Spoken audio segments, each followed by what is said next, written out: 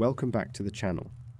Today's story brings us face to face with an enemy that does not hide in the freezing ice or the crushing depths of the open ocean. Today's monster is human nature itself, stripped of the rules of civilization. It is arguably the darkest shipwreck story in human history, yet few people know the true, minute-by-minute psychological toll of the men, women, and children who were stranded on a sun-scorched reef with a psychopath. We are building a global community here of people who appreciate dark, atmospheric storytelling. I am always fascinated to see where you are all listening from, whether you're working the night shift, studying, or just relaxing in the dark. So, before we enter the Abrolhos Islands, do me a favor, scroll down and leave a comment. Let me know what city or country you are watching from right now. I read every single one. As always, if you appreciate these long-form deep dives, please leave a like on the video. It helps the signal cut through the noise. Now, put on your headphones, turn off the lights. Let's go to 1628, Chapter 1, The Floating Palace. To understand the sheer scale of the nightmare that was about to unfold, you first have to understand the claustrophobic, floating prison that delivered these people to their doom. It is October 27, 1628. The port of Texel in the Netherlands is battered by the freezing winds of the North Sea. Anchored in the grey, churning water sits the pride of the Dutch East India Company, the VOC. She is a newly commissioned Retorschip, a heavily armed merchant vessel named the Batavia. To the people of the 17th century, the Batavia is an absolute marvel of modern engineering.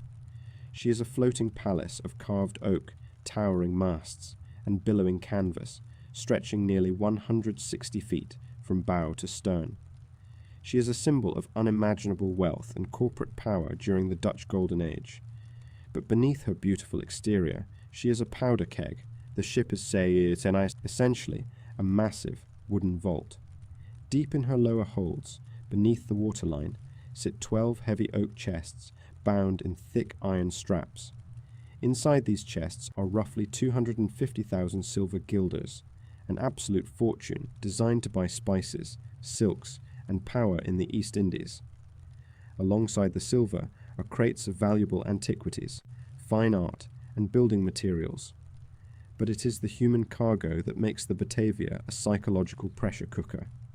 There are 341 souls crammed aboard this vessel, and the stark, brutal divide between the classes of these passengers is the exact fault line that will eventually tear them apart.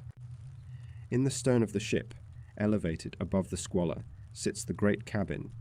This is the domain of the upper class. The air here is relatively clean. The food is decent, accompanied by fine wine, and poured into silver goblets.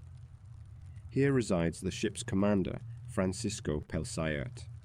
Pelsayert is a senior merchant for the VOC. He is a man of culture, a shrewd businessman, and a wealthy aristocrat. But crucially, he is not a sailor. He has the absolute final authority over every single life on board the ship, yet he knows practically nothing about navigating the treacherous oceans.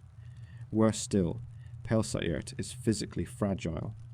Almost from the moment the ship leaves port, he is struck by a mysterious, wasting sickness that confines him to his bed in the great cabin, leaving a dangerous vacuum of leadership. Just outside Pelsayert's door, gripping the ship's wheel, is the skipper, Arjen Jacobs. Jacobs is everything Pelsayert is not. He is a hardened, seasoned, deeply cynical mariner who has spent his life battling the ocean. He knows every rope, every current, and every shifting wind.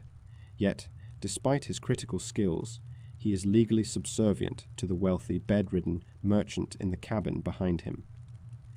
The resentment Jacobs feels toward Pelsayert is not new. The two men share a bitter, unresolved history from a previous voyage where Pelsayert publicly humiliated Jacobs over his heavy drinking. Now, forced to serve under the man he despises, Jacobs is a tightly wound spring of anger and wounded pride. But the true danger aboard the Batavia does not lie with the skipper or the sick commander. The true danger is quietly festering in the shadows, watching the tension grow. His name is Geronimus Cornelius. Cornelius is the ship's under-merchant, a position of considerable authority.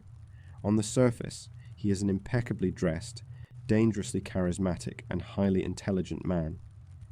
He has a silver tongue and an innate ability to read the weaknesses of the men around him, but Cornelis is hiding a dark past. Before boarding the Batavia, he was a failed apothecary in Haarlem. More importantly, he had become deeply involved with a radical underground heretical sect. This cult believed that there was no such thing as heaven or hell after death, and that God inspired every human action. Therefore, in their twisted logic, a man could commit no sin. Murder, theft, and unspeakable acts of depravity were not crimes if one's internal desires demanded them. Fleeing bankruptcy, the threat of the Inquisition, and the ruin of his reputation, Cornelis had manipulated his way onto the Batavia.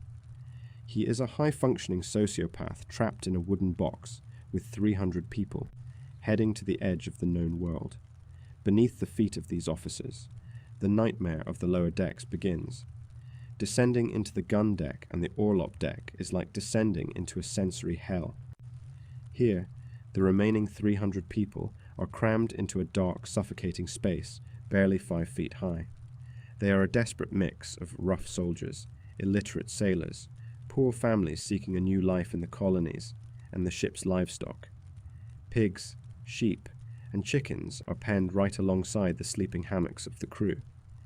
As the Batavia leaves the freezing temperatures of the North Sea and begins its months-long descent down the coast of Africa, the environment turns brutally hostile. They cross the equator into the doldrums, an area of the ocean where the wind simply dies, trapping the ship under a relentless, scorching sun. The heat below decks becomes unimaginable. The pitch and tar sealing the ship's timbers begin to melt and drip from the ceiling. There is no ventilation. The smell of unwashed bodies, seasickness, animal waste, and rotting food becomes a physical entity that you have to breathe in every second of the day. Water is strictly rationed. Kept in wooden casks in the stifling heat, the fresh water quickly turns thick, green, and slimy with algae. To mask the horrific taste, the crew is given small rations of weak beer, but even that begins to sour. Scurvy starts to rot the gums of the sailors. Dysentery tears through the lower decks. Men, women, and children begin to die in the dark.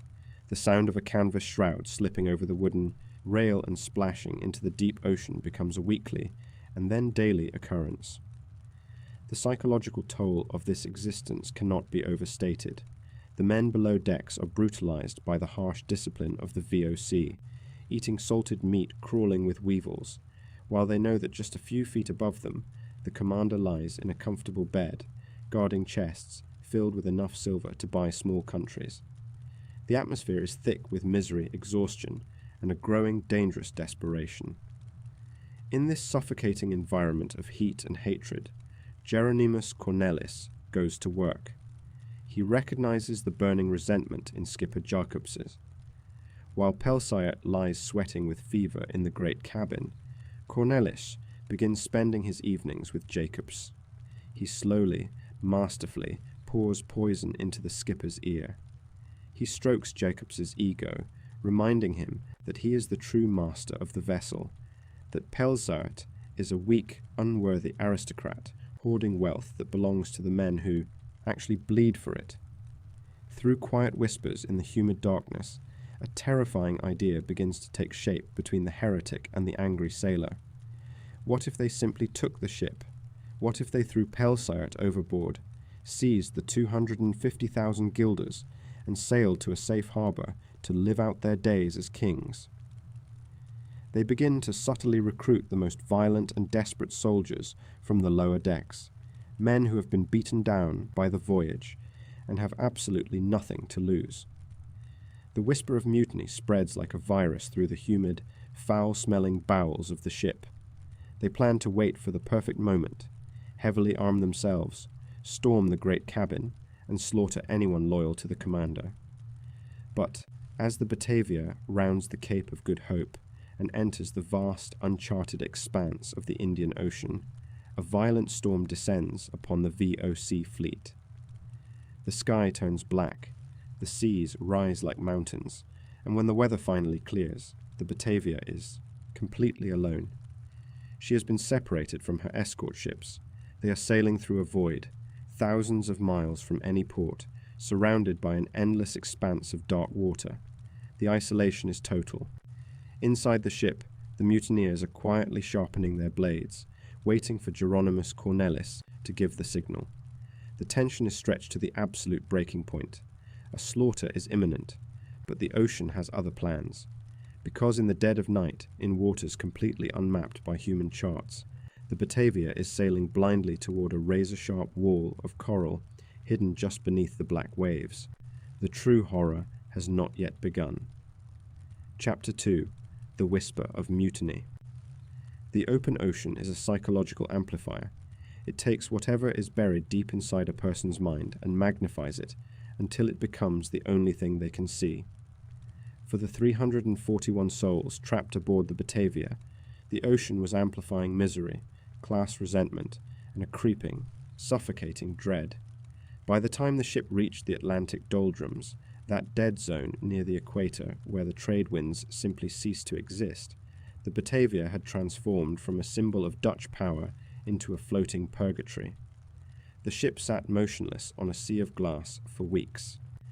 The equatorial sun beat down relentlessly on the wooden decks, turning the tar between the planks into a bubbling, sticky ooze.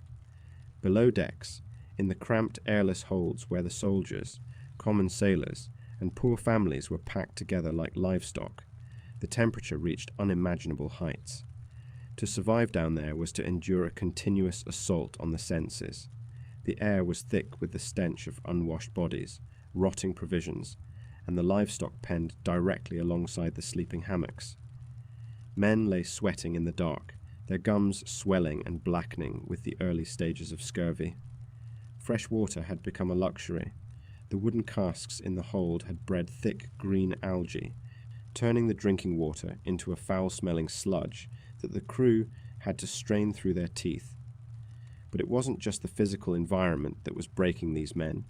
It was the rigid, unforgiving corporate structure of the Dutch East India Company. The VOC was a brutally pragmatic organization. To them, a common sailor or a mercenary soldier was entirely expendable, worth a fraction of the cargo sitting in the ship's vault. The men below decks were subjected to floggings, keel hauling, and starvation rations for minor infractions.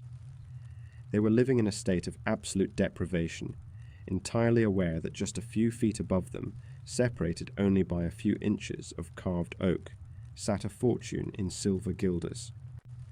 In this dark, sweltering incubator of human suffering, Geronimus Cornelis found his perfect hunting ground.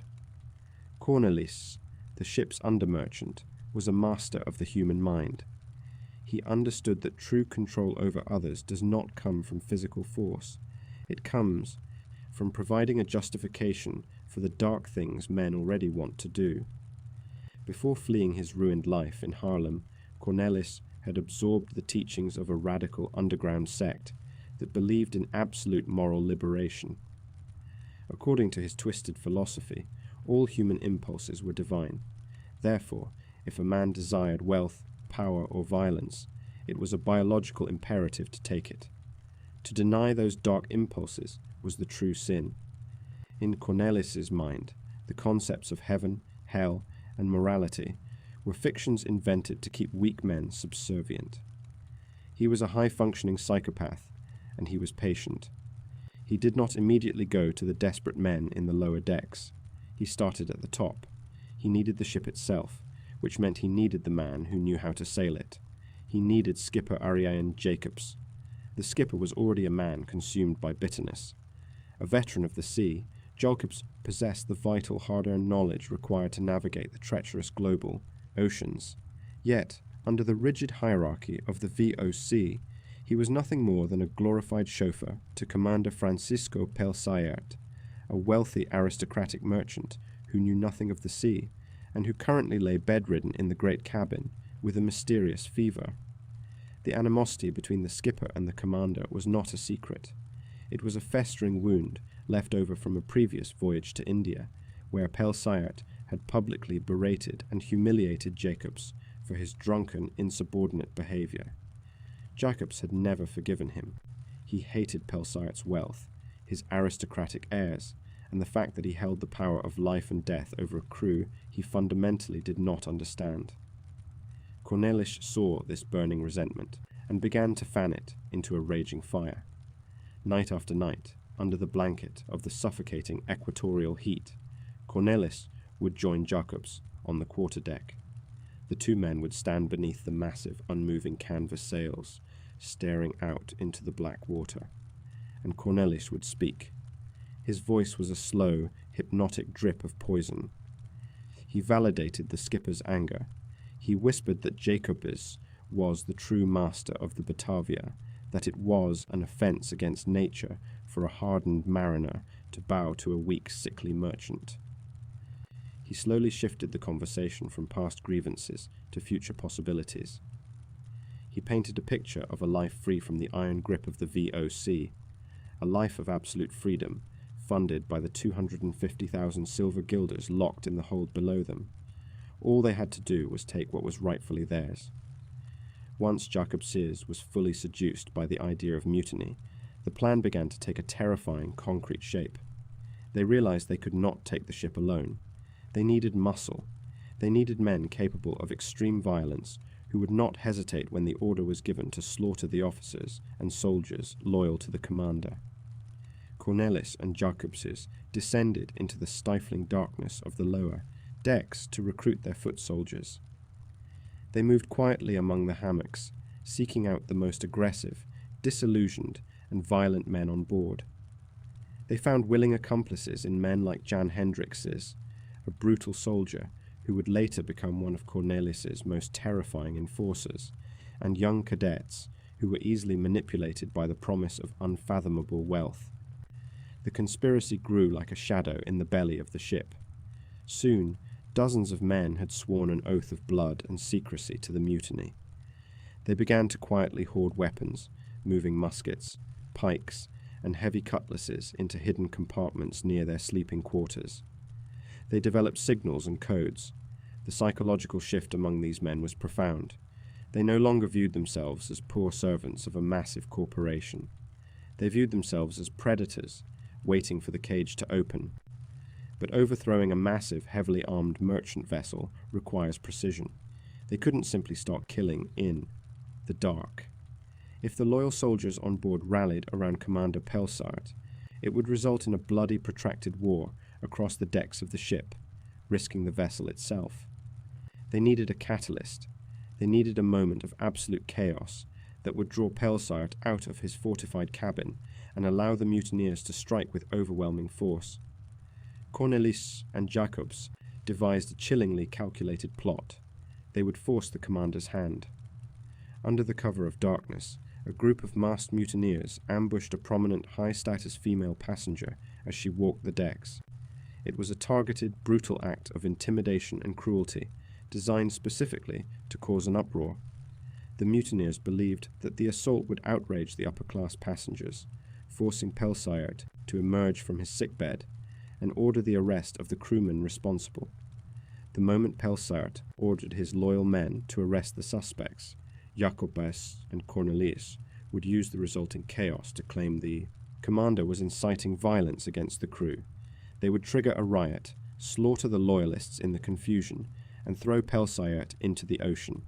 The trap was set, the horrific assault was carried out, and the ship awoke to screams and outrage. The mutineers gripped their hidden weapons, their hearts pounding in the humid air, waiting for the commander's door to swing open. But Pelsart, perhaps sensing the volatility of the crew, or perhaps simply too incapacitated by his illness, did not react the way they anticipated. Instead of immediately launching an aggressive investigation and tearing the ship apart to find the culprits, he made a fatal, cautious decision. He announced that he would wait until the ship reached the coast of Australia before identifying and punishing the attackers. He had unwittingly delayed his own execution. The mutineers were left in a state of agonizing limbo. The weapons were drawn, the psychological line had been crossed, but the signal to attack never came. The tension aboard the Batavia reached a level of nearly unbearable, silent hysteria. The men who had sworn the oath knew that if word of their plot leaked to the commander, they would all be tortured and hanged from the yardarms. Every glance across the deck, every whispered conversation, was fraught with the fear of betrayal. Adding to the dread, the Batavia had just been separated from the rest of her protective convoy. A violent storm off the Cape of Good Hope had scattered the VOC fleet. When the skies finally cleared, the Batavia was utterly alone in the vast, uncharted expanse of the Indian Ocean, thousands of miles from the nearest port. Aboard the ship, a powder keg of heavily armed psychopaths, disgruntled sailors, and terrified passengers hurtled through the water. Cornelis and Jacobses regrouped, realizing they could no longer wait for a catalyst. They set a new date for the mutiny. They would simply storm the great cabin, murder Pelsayat in his bed, and throw anyone who resisted to the sharks. But as the mutineers prepared to finally unleash hell, the unforgiving ocean intervened. It was June 4th, 1629. The night was pitch black, illuminated only by the cold light of a crescent moon. Skipper Jacobs stood on the quarterdeck, staring into the dark water, entirely unaware that his horrific plans were about to be violently interrupted, because just beneath the surface of the black waves, a massive, razor-sharp wall of coral was waiting for them. Chapter 3. The Crunch of Coral. The Indian Ocean in the 17th century was not a mapped highway. It was a black, terrifying void.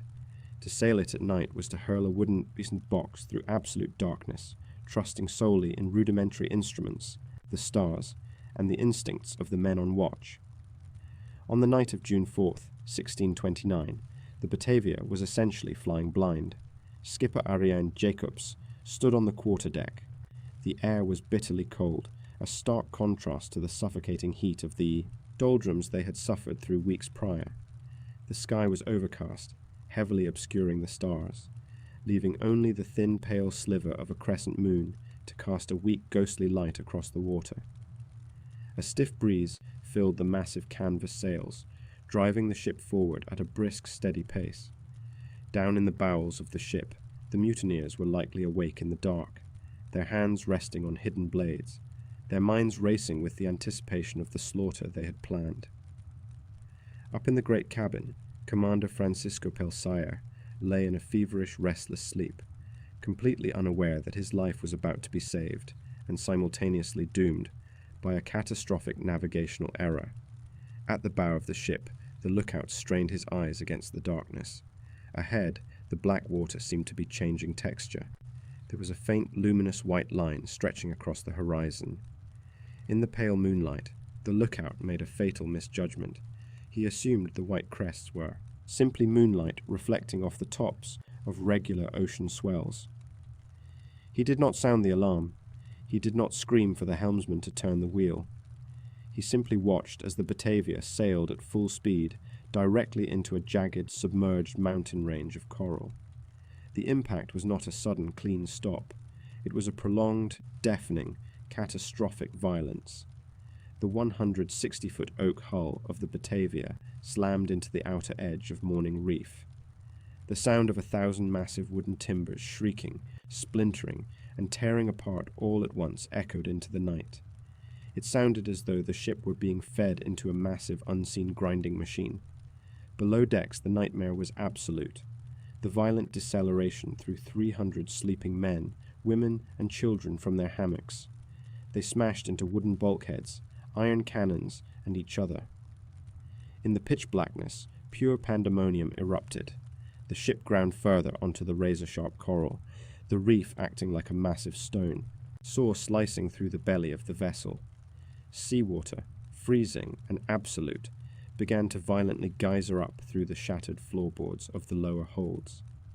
Imagine waking up in complete darkness, the floor beneath you tearing open, the air suddenly filled with the roar of rushing water, the terrified shrieking of the penned livestock, and the screams of 300 people realizing they are trapped inside a sinking coffin. The claustrophobia was paralyzing. People scrambled blindly toward the narrow ladders, clawing and trampling over one another in a desperate primal surge toward the upper deck. Up in the great cabin, Commander Pelsayat was violently thrown from his bed. Sick, disoriented, and wearing only his nightshirt, he stumbled out onto the main deck into a scene of utter chaos. The ship was jolting violently.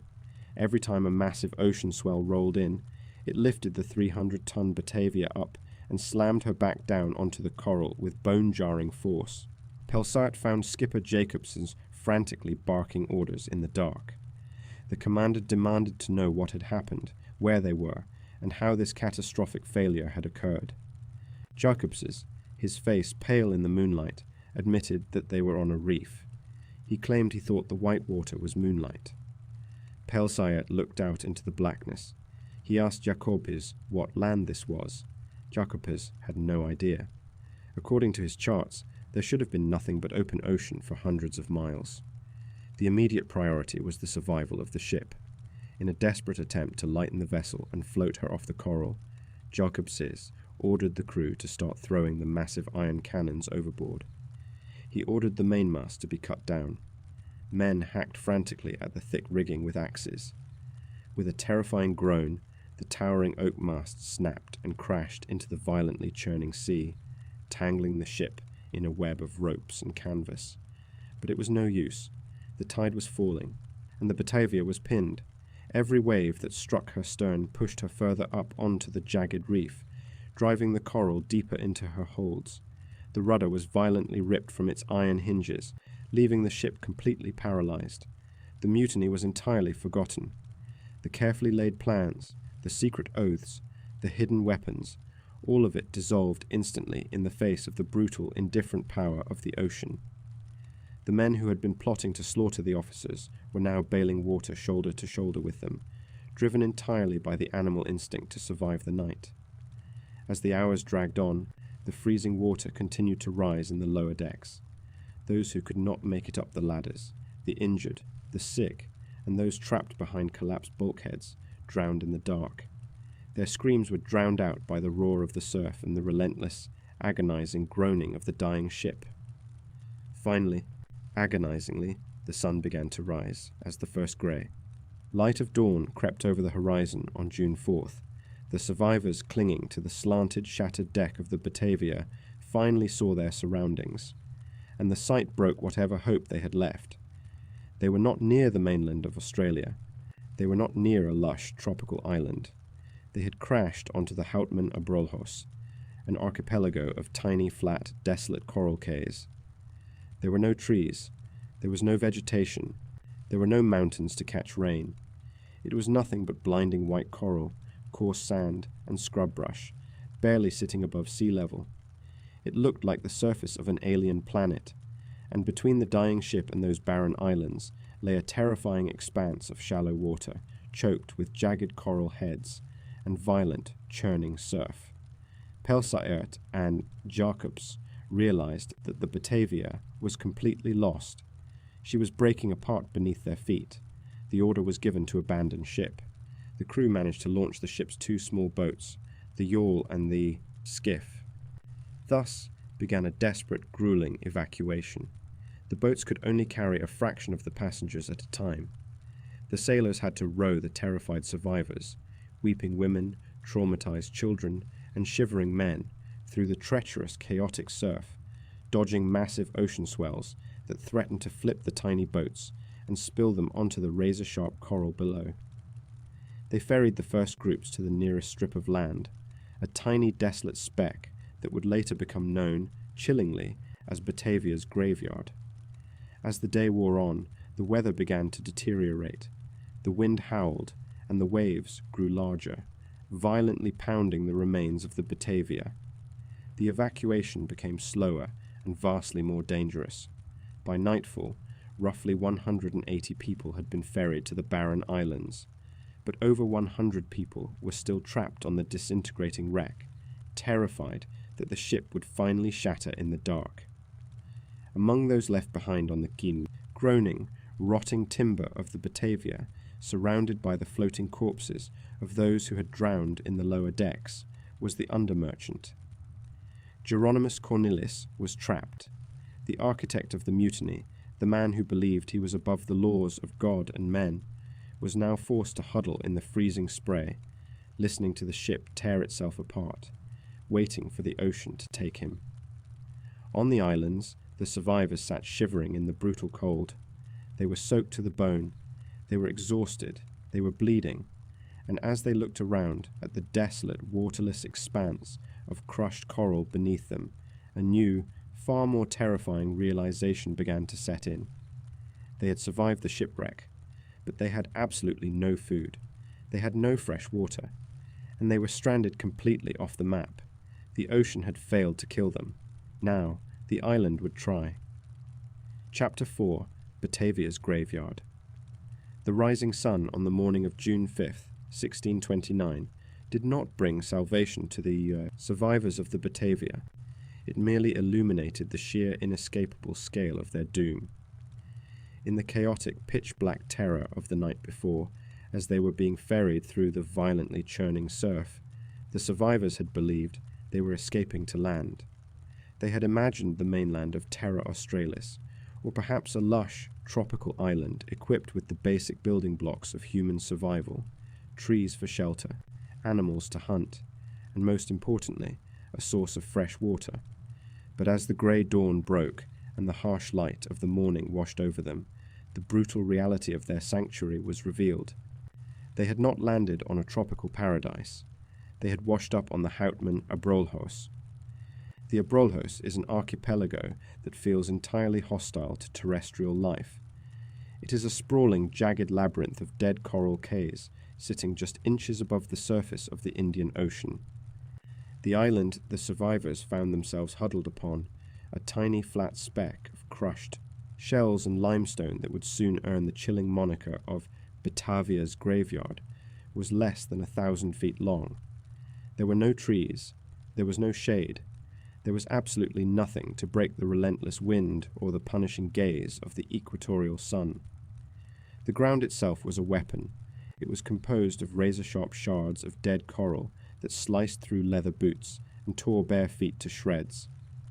There was no soft sand to sleep on, only jagged edges that dug into the flesh of the exhausted men, women, and children who had collapsed upon it.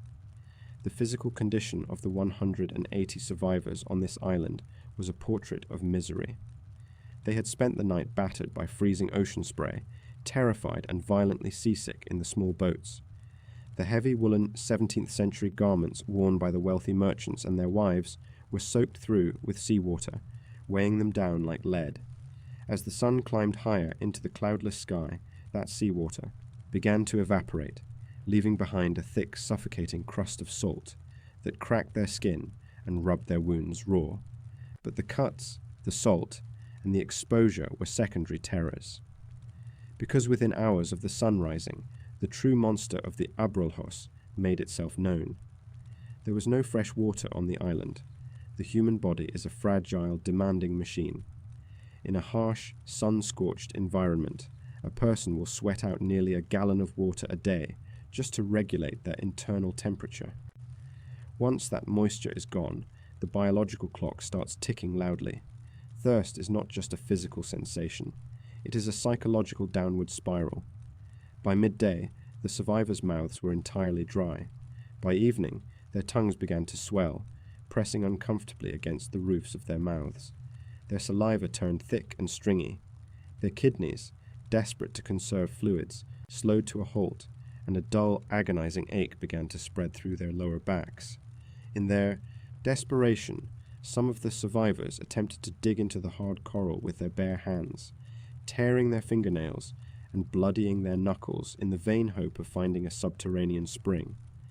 But any water that seeped into those shallow holes was heavily contaminated with ocean salt and the caustic guano of the seabirds that nested there.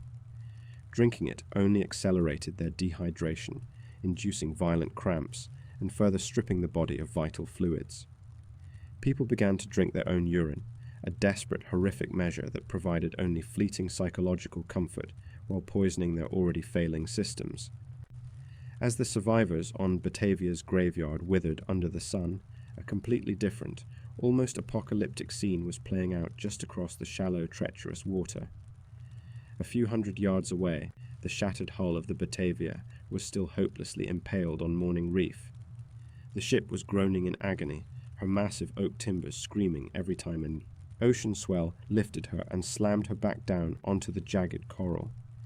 Trapped on that disintegrating wreck were roughly 70 people who had not been able to make it into the rescue boats the night before, and among them was the under-merchant, Geronimus Cornelis. Cornelis, the high-functioning psychopath who had plotted a bloody mutiny just 24 hours earlier, was now cornered. He could not swim. He was trapped on a rotting wooden island surrounded by the floating bloated corpses of the passengers who had drowned below decks. But rather than succumb to the paralyzing fear that gripped the others on the wreck, Cornelis and a hardened group of his former mutineers chose a different path. They realized that the VOC's massive stores of wine, spirits, and preserved food were still accessible in the upper holds. While the people on the island were literally dying of thirst, the men on the doomed ship broke open the commander's private reserves. They descended into a macabre, nihilistic frenzy of drunkenness. They raided the wealthy passengers' chests, draping themselves in fine silks, velvet coats, and stolen jewels.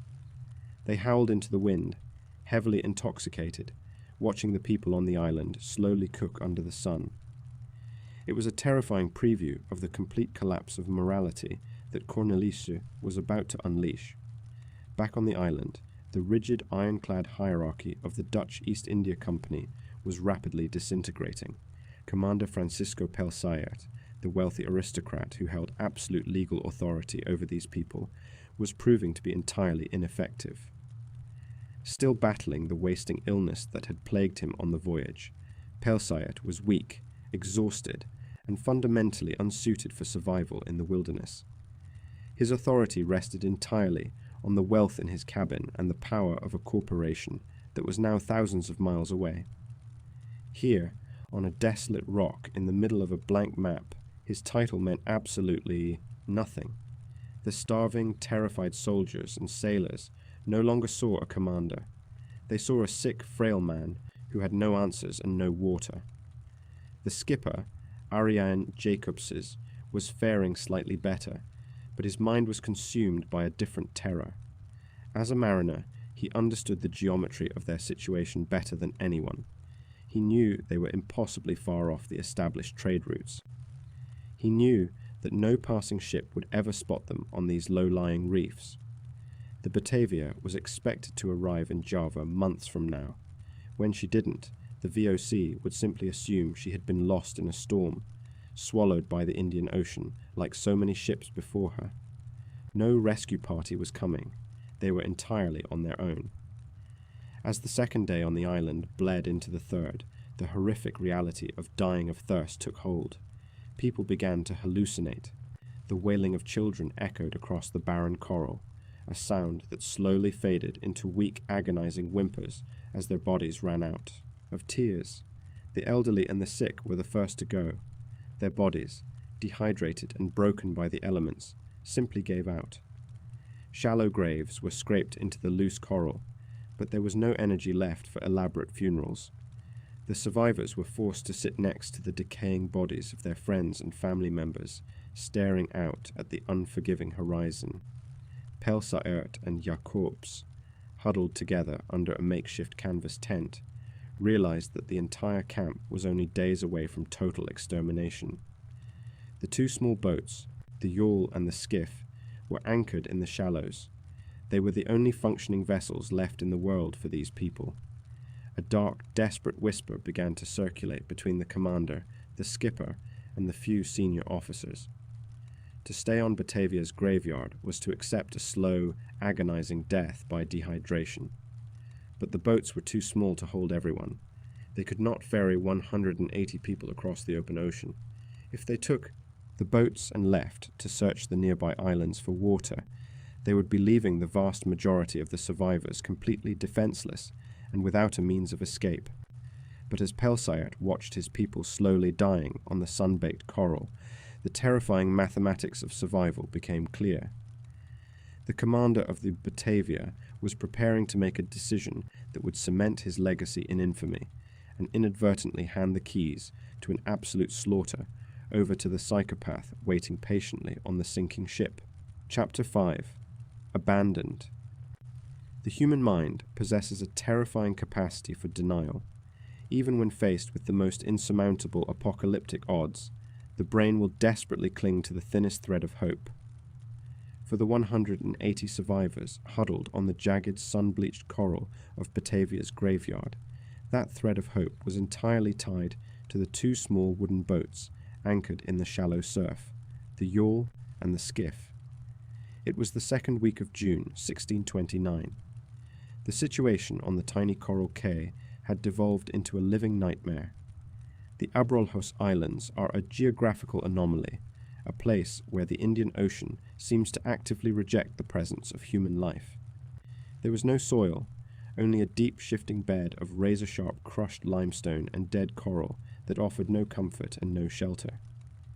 The relentless equatorial sun beat down from a cloudless sky, turning the white ground into a blinding, searing mirror that burned the skin of the survivors and slowly cooked them alive in their heavy, salt-encrusted clothing. But the heat was merely a catalyst for the true horror, the absolute, total absence of fresh water. Dehydration is not a sudden death. It is a slow, agonizing, biological dismantling. As the days dragged on with no rain, the physical toll on the survivors became grotesque. Their lips cracked and bled. Their tongues swelled to the point where speech became a thick, unintelligible mumble. Their eyes sank deep into their skulls, surrounded by dark, bruised flesh. The body, desperate to cool itself and maintain the function of vital organs, begins to draw moisture from anywhere it can, halting digestion, stopping kidney function, and causing agonizing muscle cramps that left grown men writhing on the sharp coral. Desperation breeds madness. In the absence of water, some survivors turned to the ocean. Despite the warnings of the sailors, the agonizing thirst drove people to cup the crystal-clear seawater in their raw hands and drink. The relief was immediate, but the consequence was catastrophic.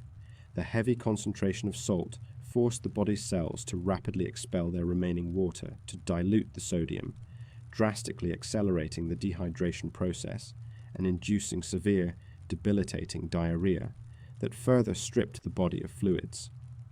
Others, recognizing the danger of the sea, resorted to drinking their own urine, passing it around in small cups, a horrific, desperate measure that offered diminishing returns as their bodies slowly shut down, the liquid becoming darker and more toxic with every passing day. Amidst this landscape of slow, collective death, the rigid social hierarchy of the Dutch East India Company completely collapsed. The wealthy merchants, who just days earlier had dined on salted meats and fine wine in the great cabin, now sat shoulder to shoulder with illiterate sailors and mercenary soldiers, all reduced to the exact same state of weeping, animalistic desperation. Silver guilders, heavy velvet coats, and aristocratic titles held absolutely zero currency on a waterless rock in the middle of a blank map. The only men who still held a fraction of authority were those who controlled the boats. Commander Francisco Pelzayert and skipper Ariane Jacobs had established a small, heavily guarded perimeter near the shoreline, where the yawl and the skiff were tied. They were intimately aware of the terrifying mathematics of their situation. There were nearly 200 people on the island, and roughly 70 more still trapped on the disintegrating wreck of the Batavia a few hundred yards away. The two small boats could hold, at absolute maximum, perhaps 40 people. To stay on the island meant a guaranteed agonizing death by thirst for every single person. To leave meant taking the only means of escape and abandoning the vast majority of the survivors to their doom. In the annals of maritime history, what happened next remains one of the most hotly debated and chilling acts of self-preservation ever recorded. Pelsayert, the wealthy aristocratic merchant who was legally responsible for the lives of everyone on the expedition, made a decision. He would later claim in his journals that his intention was noble, that he was taking the boats to search the neighboring islands for fresh water, and if none could be found, he would make the impossibly dangerous 1,000-mile open ocean journey to the Dutch colony of Batavia, modern-day Jakarta, to bring back a rescue ship. He argued that it was the only pragmatic choice. Staying to die of thirst alongside his passengers would accomplish nothing. But the reality on the ground felt entirely different to the people who were about to be left behind. Under the guise of a scouting mission, Pelsaert, skipper Jacob Sears, and a select group of senior officers and sailors began to quietly load the yawl and the skiff with the meager supplies they had managed to salvage from the wreck. They took navigational, men who could row, and the men who had the wine and the water they had secured. They did not take the sick. They did not take the women or the children. They took the men who could row, and the men who had the power. The departure was not an announced, orderly affair. It was a tense, hurried maneuver born of fear. The survivors on the island, weak and delirious from thirst, watched from the coral shoreline as the officers boarded the boats. At first, many believed the commander was simply doing exactly what he promised, heading to the higher islands visible on the horizon to dig for wells. They watched with desperate, hollow eyes, praying to see the boats turn back an hour later with casks full of fresh water. But the boats did not turn back. The yawl and the skiff pushed out through the treacherous, churning surf, the sailors pulling hard on the oars. They navigated the shallow reefs, catching the coastal winds in their small sails. On the shore of Batavia's graveyard, the silence was deafening. The survivors stood at the edge of the water, the sharp coral biting into their bare feet, watching the white sails of the two tiny boats grow smaller and smaller against the vast blue expanse of the Indian Ocean. The psychological breaking point of the Batavia survivors did not occur when the ship struck the reef. It occurred in this exact moment, as the sails shrank to the size of a thumbnail on the horizon, and then finally vanished entirely over the curve of the earth. The horrific truth settled over the island like a physical weight. The commander was gone. The skipper was gone. The only boats in existence were gone. They had been completely, utterly abandoned. A wave of pure, unfiltered panic swept through the survivors.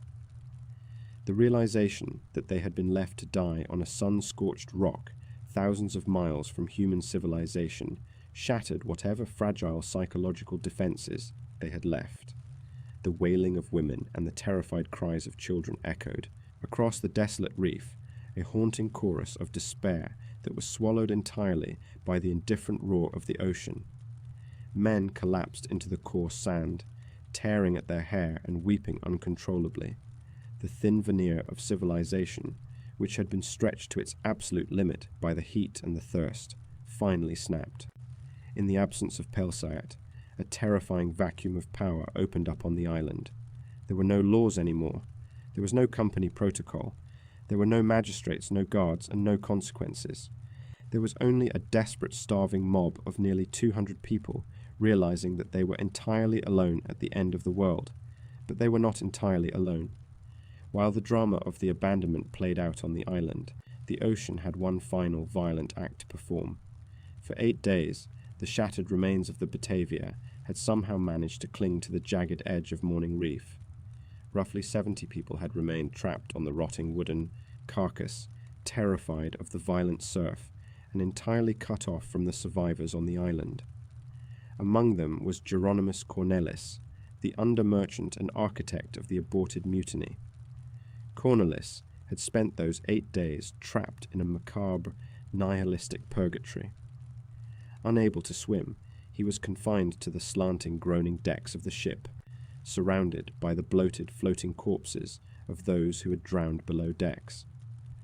While the people on the island died of thirst, Cornelis and a handful of heavily armed mutineers had broken into the commander's private stores, sustaining themselves on fine wine, preserved meats, and hard liquor. They had dressed themselves in the stolen, wet finery of the upper-class passengers, waiting for the inevitable end. The end arrived in the form of a violent, late-season storm. The sky turned a bruised, violent purple. The wind howled across the Abrolhos, whipping the Indian Ocean into a frenzy. Massive, grey walls of water rose from the depths and slammed into the reef with the force of artillery fire. The Batavia, already mortally wounded and ground down by the coral, could not withstand the assault. With a deafening shriek of twisting iron and shattering oak, the great ship finally broke apart. The ocean tore the vessel into pieces, sweeping the remaining 70 souls into the violent, freezing surf. It was a massacre of drowning and blunt force trauma. Dozens of people were crushed between massive floating timbers or dragged under the jagged coral by the relentless undertow. The ocean was choked with debris, torn canvas, splintered wood, and the bodies of the dead. On the island, the survivors huddled together against the freezing rain, watching the final destruction of their floating home. The storm had brought them water, giving them a brief, desperate reprieve from death by dehydration, but it had taken the ship. In the aftermath of the storm, as the skies cleared and the ocean returned to a deceptive, calm blue, debris began to wash up on the shores of Batavia's graveyard. Shattered barrels, pieces of the ship's ornate carving, and the bloated bodies of the drowned floated into the shallows. And then something else washed ashore. Clinging desperately to a piece of the ship's heavy wooden bowsprit, half dead from exposure and battered by the reef, was a single, solitary figure. He had floated in the freezing ocean for 2 days, unable to swim, surviving purely by the dark, stubborn refusal to die. The survivors on the beach waded into the surf and pulled the exhausted, waterlogged man onto the sharp coral. It was Geronimus Cornelis's. The ocean had spared the psychopath. As Cornelis lay coughing up seawater on the blinding white coral, he looked around at the desperate, lawless, completely abandoned mass of humanity surrounding him. The commander was gone. The only authority left on the island was him. He had arrived at the exact moment the cage doors had been thrown wide open. The true horror of the Batavia was no longer the reef, the thirst, or the ocean. The true horror had just washed ashore, and he was about to build an empire of blood in the middle of nowhere. Chapter 6. The Architect of Chaos. When Geronimus Cornelis washed ashore on the blinding white coral of Batavia's graveyard, coughing up the freezing brine of the Indian Ocean, the survivors huddled on the beach did not see a monster. They saw a savior.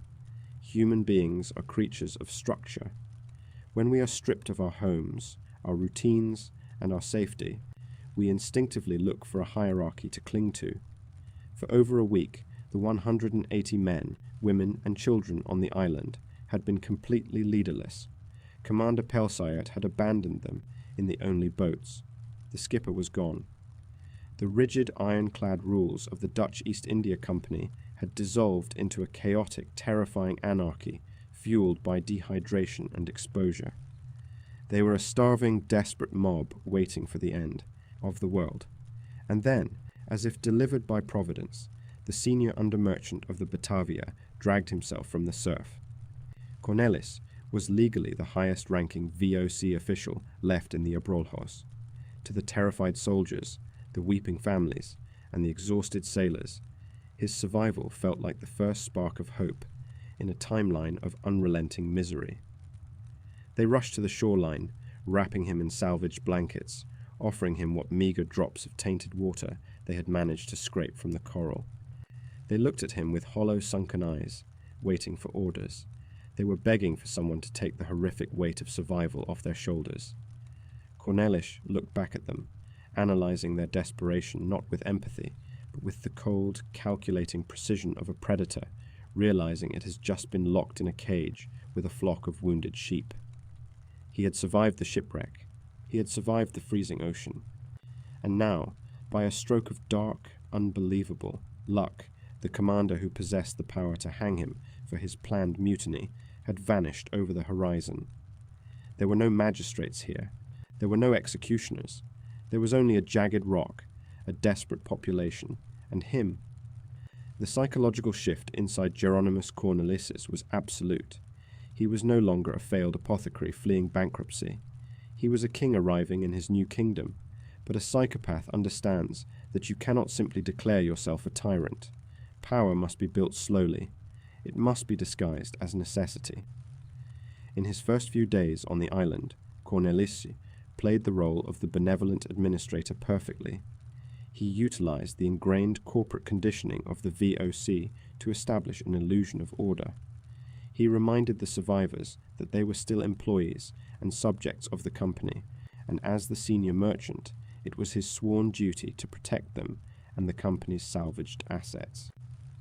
He spoke with a silver tongue, his voice a calm, hypnotic contrast to the howling wind and the panicked weeping that had dominated the island for days. His first major act of control was the centralization of all resources.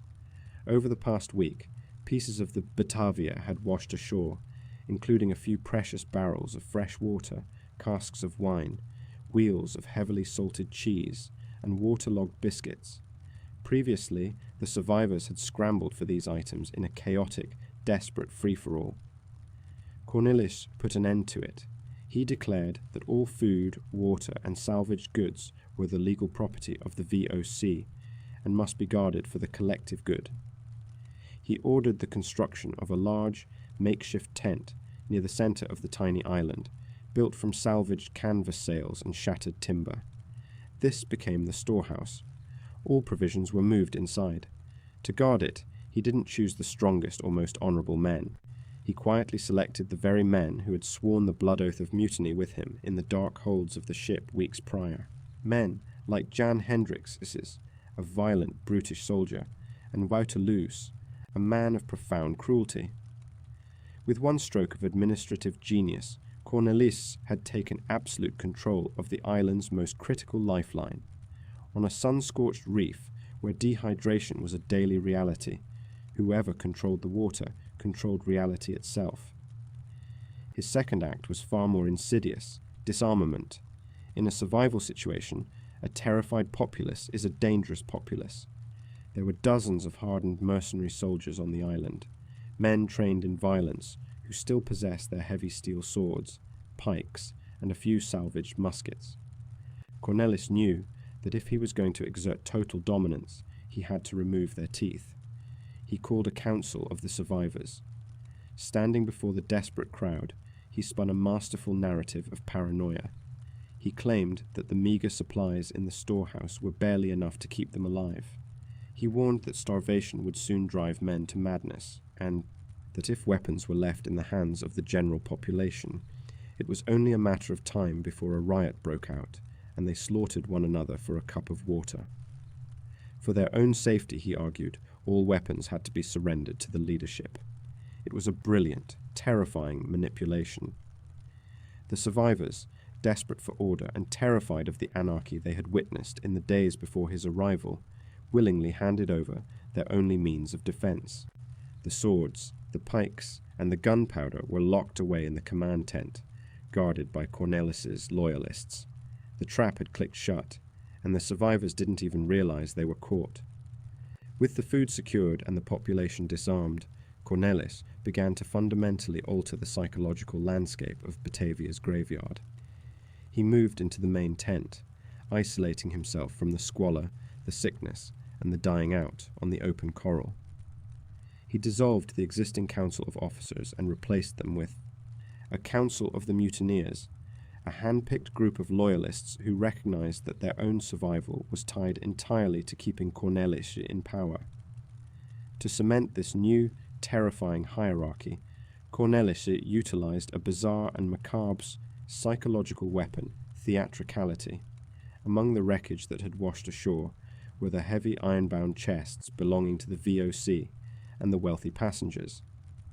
Inside were the trade goods meant for the elite of the East Indies: bolts of crimson velvet, fine silks, gold braiding, lace, and heavily jeweled swords.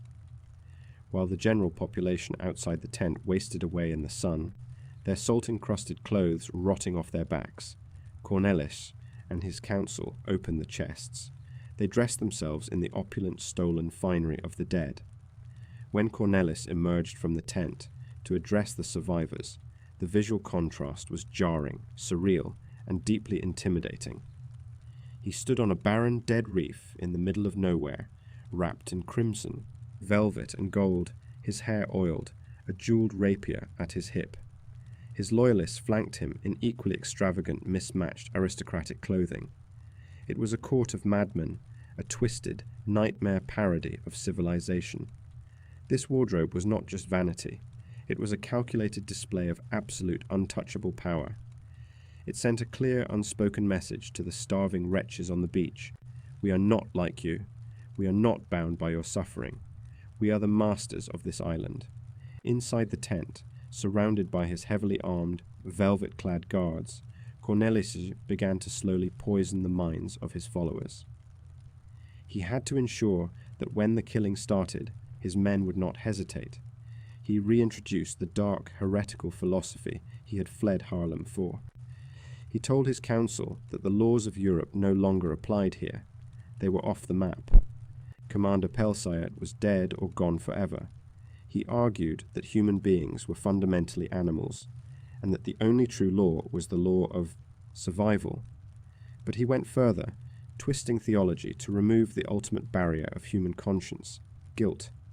He preached that, because God created all things, God also created every human desire. Therefore, if a man desired to take more food, or desired to take another man's life to ensure his own survival, it was not a sin. It was divine inspiration. He was systematically dismantling the moral compass of his men, granting them complete psychological absolution for the atrocities they were about to commit. By the end of June, the illusion of the benevolent administrator had entirely vanished. The reality of the island had set in. The water was running dangerously low. The salvaged food was heavily rationed, but the survivors began to notice a terrifying discrepancy. The weak, the sick, and those not useful to Cornelis were given a fraction of a cup of fouled water and a few crumbs of biscuit a day, a starvation diet designed to slowly extinguish them. Meanwhile, inside the command tent, the mutineers ate well and drank deep from the salvaged wine. The survivors were entirely trapped. They had no weapons. They had no boats. They were surrounded by a shallow sea filled with sharks and a treacherous reef they could not cross. They were trapped on a rock the size of a city block with a charismatic psychopath who held the keys to the water barrel. Cornelis had built his empire. He had total control. But as he sat in his velvet coat, looking over the ledger of the living, he realized a cold, mathematical truth. Even with severe rationing, the food and water would not last until a hypothetical rescue. There were simply too many mouths to feed on Batavia's graveyard. If he and his chosen few were going to survive to claim the silver in the sunken holds, the population of the island had to be drastically, violently reduced. The architect of chaos had finished his blueprints. Now, the culling was about to begin. Chapter 7. The Culling. The most terrifying monsters in human history do not operate in a frenzy of chaotic violence. They operate with bureaucracy, mathematics, and a chilling, methodical patience. By the end of June 1629, the tiny sun-scorched strip of crushed limestone known as Batavia's graveyard had been completely isolated from the rest of the world. The ocean formed an inescapable perimeter. The heat was a daily suffocating blanket. And at the center of the camp, surrounded by armed guards, and sitting inside a tent constructed from salvaged canvas and the opulent stolen velvet of the Dutch East India Company, Geronimus Cornelis was doing the math of survival. He was legally the highest-ranking officer left on the island. He possessed the only weapons, locked securely away by his hand-picked loyalists. He controlled the heavily rationed, foul-tasting water that had been salvaged from the wreck of the Batavia. But as he sat in his velvet coat, looking over the ledger of supplies, the numbers simply did not add up. There were still over 150 people on the island. The salvaged water, even strictly rationed to a few drops a day, was evaporating quickly. The salted meats and waterlogged biscuits were rotting in the sun. Cornelis knew that if a rescue ship ever did arrive from Java, a prospect that grew dimmer with every passing day, he could not simply welcome them. If Commander Pelsiat was on that rescue ship, Cornelis and his mutineers would be instantly clapped in irons, tortured for their crimes, and hung from the yardarms. If Cornelis was going to survive, he needed to seize the rescue ship when it arrived. To do that, he needed a small, heavily armed, entirely loyal strike force of men who had crossed the psychological point of no return. What he did not need was a starving, desperate mob of over 100 witnesses. The equation was simple, cold, and utterly devoid of humanity. For the mutineers to live, the population of Batavia's graveyard had to be drastically, systematically reduced. But a psychopath understands that you cannot simply order a mass slaughter in broad daylight. Even a starving, disarmed populace will fight back with the feral, animal desperation of the dying if they realize they are cornered. If the survivors panicked and rushed the command tent, sheer numbers would overwhelm Cornelis's guards. The culling had to be executed slowly. It had to be disguised as necessity. It had to be dressed up in the language of survival. Cornelis began his campaign of extermination, not with swords, but with false hope. He understood that the survivors were paralyzed by their own desperation. They were so desperate to live that they would believe any lie that offered them a way out. Cornelis stepped out of his tent and addressed the terrified, exhausted crowd. He spoke with the calm, measured authority of a corporate administrator. He explained that the water on Batavia's graveyard was failing. He announced that for the good of the camp, they needed to begin sending scouting parties to the neighboring, smaller islands to search for subterranean springs and seabird eggs. He ordered the construction of flimsy makeshift rafts using shattered planks and twisted ropes from the wreckage. He did not select the strong, the capable, or the soldiers for these first expeditions. He selected the burdens. He chose the sick who were coughing up blood on the coral. He chose the elderly. He chose the injured who could no longer walk without assistance. He told them they were being relocated to better, safer islands where they would have more space and better rations. The psychological cruelty of this deception was absolute. The victims, weeping with relief, thanked him. They allowed themselves to be loaded onto the makeshift rafts by Cornelis's heavily armed guards. They pushed out into the treacherous shallow surf, looking back at the main camp with a fragile, desperate hope. The guards paddled the rafts out towards the deep channels between the reefs.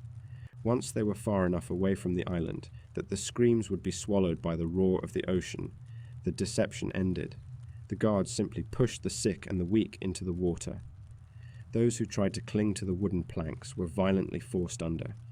The heavy salt-encrusted clothing of the 17th century pulled them down into the dark water, their lungs filling with the freezing Indian Ocean. When the guards paddled back to the shores of Batavia's graveyard alone, they told the camp that the scouts had been successfully dropped off and were setting up a new camp. The survivors, desperate for good news, accepted the lie. But as the days dragged into July, the horrific reality of their situation began to slowly, terrifyingly dawn on the camp. The population was shrinking, but the water rations were not increasing. The men who went out on the rafts never returned. A suffocating atmosphere of paranoia settled over the island. The survivors began to look at Cornelis's velvet-clad guards not as protectors, but as predators. Sensing that the illusion of the scouting missions was wearing thin, Cornelis shifted his tactics. The daylight deceptions were replaced by the absolute horror of the night shift. To survive on the Abrolhos meant sleeping exposed on the jagged, crushed coral, huddled together for warmth against the freezing wind. In the dead of night, the island was pitch black, illuminated only by the cold light of the stars. It was in this darkness that the true reign of terror began. Cornelis would sit in his tent by candlelight, writing up execution lists. He operated his death cult with the terrifying, bureaucratic precision of the Dutch East India Company. He would sign a piece of paper, hand it to his enforcers, men like the brutal Jan Hendricks, and send them out into the dark. The victims were chosen carefully. Anyone who questioned Cornelis's authority, anyone who noticed too much, anyone who had a physical advantage that might pose a threat. The terrified survivors would try to sleep, their ears straining against the sound of the surf. Then they would hear it, the crunch of heavy leather boots on the dead coral. The footsteps would stop near a huddled group of sleeping people. A hand would clamp violently over a mouth in the dark. A brief, muffled struggle would ensue, accompanied by the sickening sound of a heavy blade finding its mark. Then, the sound of a body being dragged away across the rocks, heading toward the shoreline. By morning, a family member, a friend, or a tent mate would simply be gone. A dark, terrifying stain on the white coral was the only evidence they had ever existed. The psychological paralysis of the camp was absolute. No one dared to speak. No one dared to ask where the missing people had gone. To ask questions was to invite the guards to your own sleeping mat the next night. The survivors were trapped in a state of waking paralysis, pretending they did not hear the screams, pretending they did not see the blood, hoping desperately that if they simply kept their heads down, the eye of the psychopath would pass over them. But Cornelis was not just culling the weak, he was actively managing the psychology of his own men. He understood that to maintain absolute loyalty among his mutineers, he had to completely sever their ties to human morality. He had to make them complicit. He began to force innocent men to participate in the slaughter. If a man was deemed useful, Cornelis would have him brought to the command tent. He would offer the starving man a cup of wine and a full meal. Then he would give him a choice. He would order the man to execute one of the victims on the list. If the man refused, he was immediately labeled a traitor and added to the list himself. It was a brilliant, evil mechanism of control. By forcing them to kill, Cornelis stripped these men of their innocence. Once a man had blood on his hands, he could never return to the general population. He was bound to the mutiny forever, terrified of the gallows that awaited him if civilization ever returned. The cult of the Batavia grew, fueled by shared guilt and the intoxicating, horrific rush of absolute power over life and death. The death toll climbed rapidly. Dozens of people had been quietly disposed of, their bodies pushed into the surf to be taken by the sharks. But Cornelis knew his empire was not truly secure. Despite the disarmament, despite the terror, there was still one major variable on the board that he could not control. Before the shipwreck, the Batavia had been carrying a contingent of seasoned mercenary soldiers. While Cornelis had managed to disarm them and keep them starving, he knew that these men possessed the tactical knowledge and the physical resilience to organize a resistance. If the soldiers managed to coordinate an attack, even with bare hands and rocks, they could overwhelm his guards. At the head of these soldiers was a man named Shui Weeby Hayes. Hayes was a common soldier, entirely unremarkable in his rank or wealth. He was not an aristocrat. He was a gritty, pragmatic survivor, and crucially, he was deeply respected by the men under his command. Cornelis recognized Hayes as the single greatest threat to his existence. He could not simply assassinate Hayes in the night. The other soldiers might realize what was happening and riot. Cornelis needed to dispose of the soldiers cleanly, completely, and without inciting a rebellion. He deployed his most masterful deception yet. Visible on the horizon, several miles across a deep, treacherous stretch of ocean, lay a larger cluster of islands, what are known today as the Wallaby Group. Unlike the flat, barren rock of Batavia's graveyard, these high islands had actual elevation and scrub brush. Cornelis summoned Weeby Hayes. He played the role of the desperate commander perfectly. He told Hayes that the camp was on the brink of total starvation. He said he needed his best, strongest men to undertake a highly dangerous mission. He ordered Hayes to take a group of the remaining soldiers, board the small makeshift rafts, and cross the deep water to the high islands to search for fresh water. Cornelis instructed Hayes to leave all of his remaining gear, tools, and any makeshift weapons behind, claiming they needed to travel as light as possible. He made Hayes a promise: if you find water, build a large signal fire on the highest point of the island. When we see the smoke, we will know you have succeeded, and we will send the boats to bring you supplies and begin moving the camp. Hayes, a disciplined soldier to the end, followed his orders. he gathered a group of roughly 20 strong men. They boarded the flimsy rafts and paddled away from the nightmare of Batavia's graveyard, heading toward the unknown expanse of the high islands. As Cornelis watched the rafts disappear over the horizon, a cold, triumphant smile crossed his face. He knew there was no water on those islands. He knew that the deep channels were crawling with sharks, and that the currents were incredibly dangerous. By sending Hayes and the soldiers away without weapons, tools, or supplies, he had essentially marooned them on a larger, equally barren rock. He fully expected them to die of dehydration within a matter of days. With the soldiers gone, the final barrier to Cornelis's absolute control was removed. The camp was now entirely composed of the weak, the sick, the terrified, and the deeply complicit. The island was his. The culling had been successful. The architect of chaos had built his empire on a foundation of crushed coral and human bones. He retreated to his velvet tent, drank deeply from the commander's stolen wine, and waited for the soldiers across the water to die. But a few days later, as the sun began to set over the Indian Ocean, a guard standing watch on the edge of Batavia's graveyard suddenly shouted, pointing frantically across the water. Cornelis stepped out of his tent, his eyes narrowing against the glare of the setting sun. There, miles away, rising from the highest peak of the distant islands, a thick black column of smoke was clawing its way into the sky. A signal fire. Weeby Hayes had not died. He had found water, and the dynamic of the Abrolhos Islands was about to violently, permanently change. Chapter 8. The Resistance on the High Island.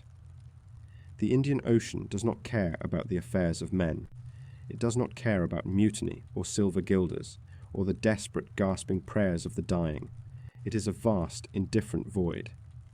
When Weeby Hayes and his contingent of roughly 20 mercenary soldiers were pushed off the jagged shores of Batavia's graveyard on flimsy makeshift rafts, they were essentially being fed to that void. Geronimus Cornelius, the velvet-clad psychopath who had turned the main camp into an empire of blood, had designed this exile as a silent execution. He knew that Hayes and his men were the only remaining threat to his absolute authority. They were disciplined, seasoned soldiers who, if organized, could easily overthrow Cornelis's heavily armed but undisciplined gang of mutineers. Cornelis could not risk a direct confrontation. Instead, he weaponized the geography of the Abrolhos Islands. He sent them across the deep, treacherous water to the larger, distant landmasses known today as the Wallaby Group, under the guise of a scouting mission. He gave them no weapons. He gave them no tools. He gave them barely enough tainted water to survive the crossing. The unspoken expectation was that the deep water currents would either sweep them out into the open ocean, or the blinding sun and lack of fresh water on the new islands would slowly cook them alive.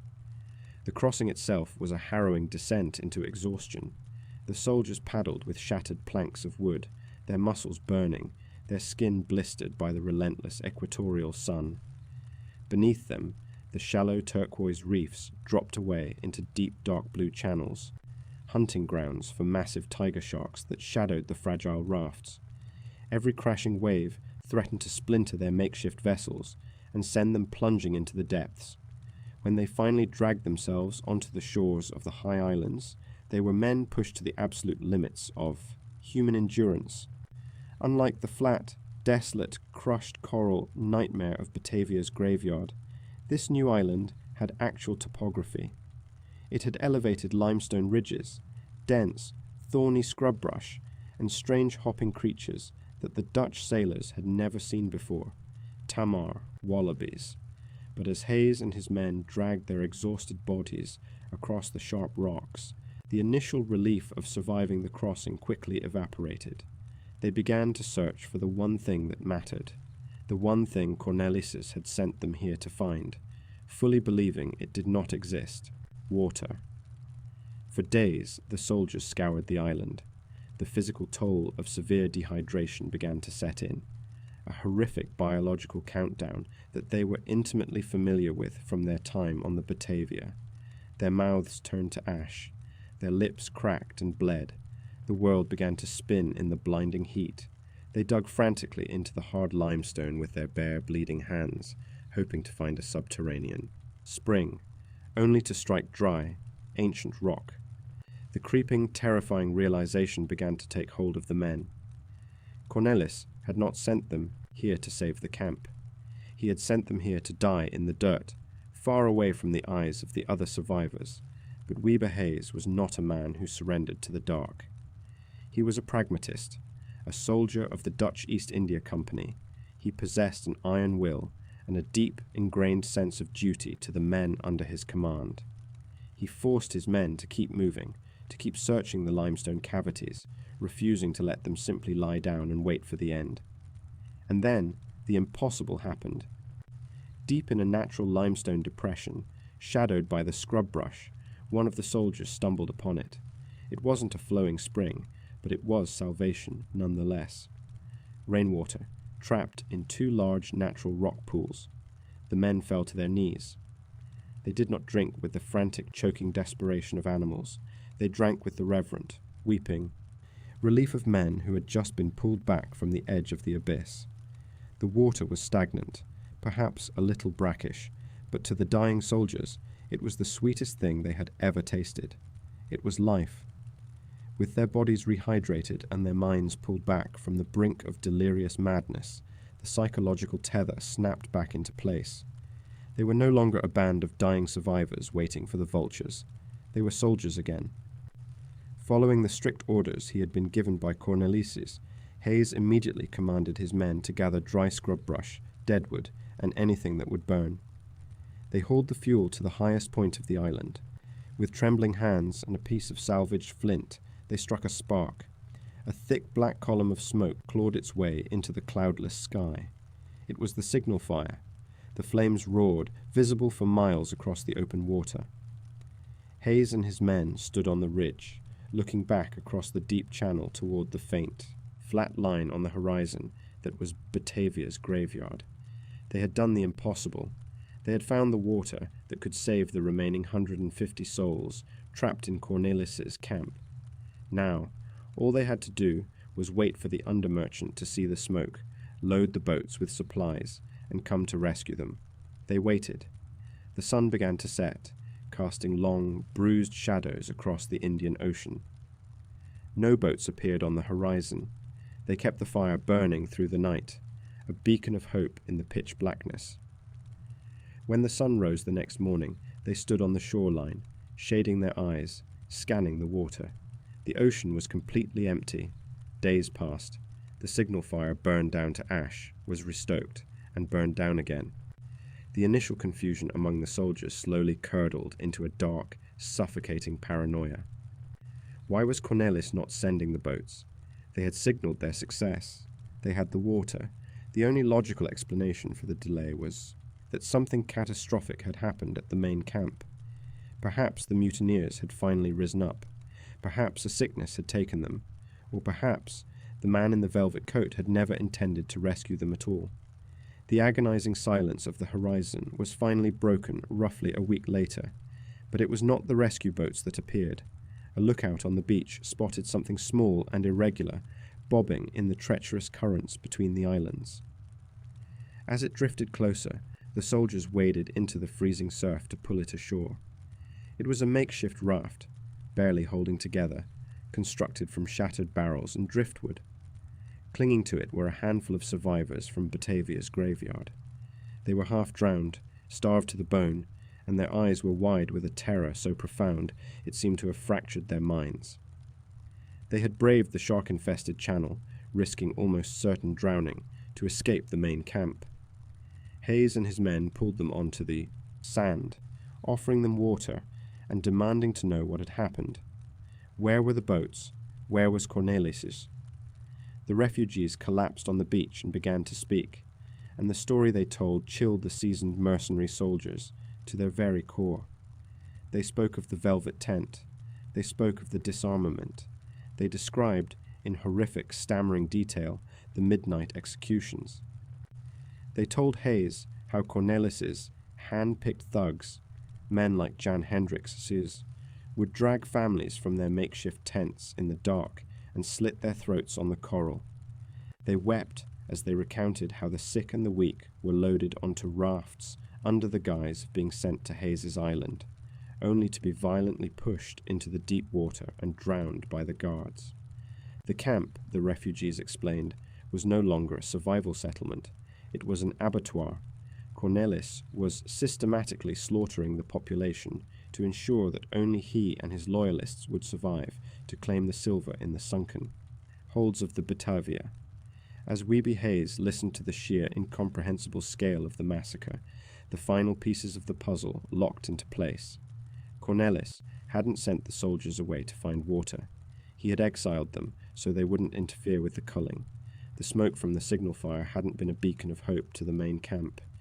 It had been a horrifying revelation to Cornelis that the soldiers he thought were dead were in fact alive. The psychological shift within Wiebe Hayes in that moment was absolute. He was no longer a stranded survivor hoping for a rescue. He was a military commander who had just realized he was behind enemy lines. Cornelis now knew that Hayes had water, and Cornelis knew that Hayes was harboring the refugees who had witnessed the massacres. The psychopath on the other island could not afford to let them live. It was only a matter of time before Cornelis loaded his heavily armed mutineers into the remaining boats and crossed the channel to finish the job. They were not waiting for a rescue. They were waiting for an invasion. Hayes immediately mobilized his men. If they were going to be slaughtered, they were not going to die kneeling in the dirt. They were going to make the mutineers bleed for every inch of the island. But they had a massive problem. They had absolutely no weapons. Cornelis had confiscated all the swords, muskets, and pikes weeks ago.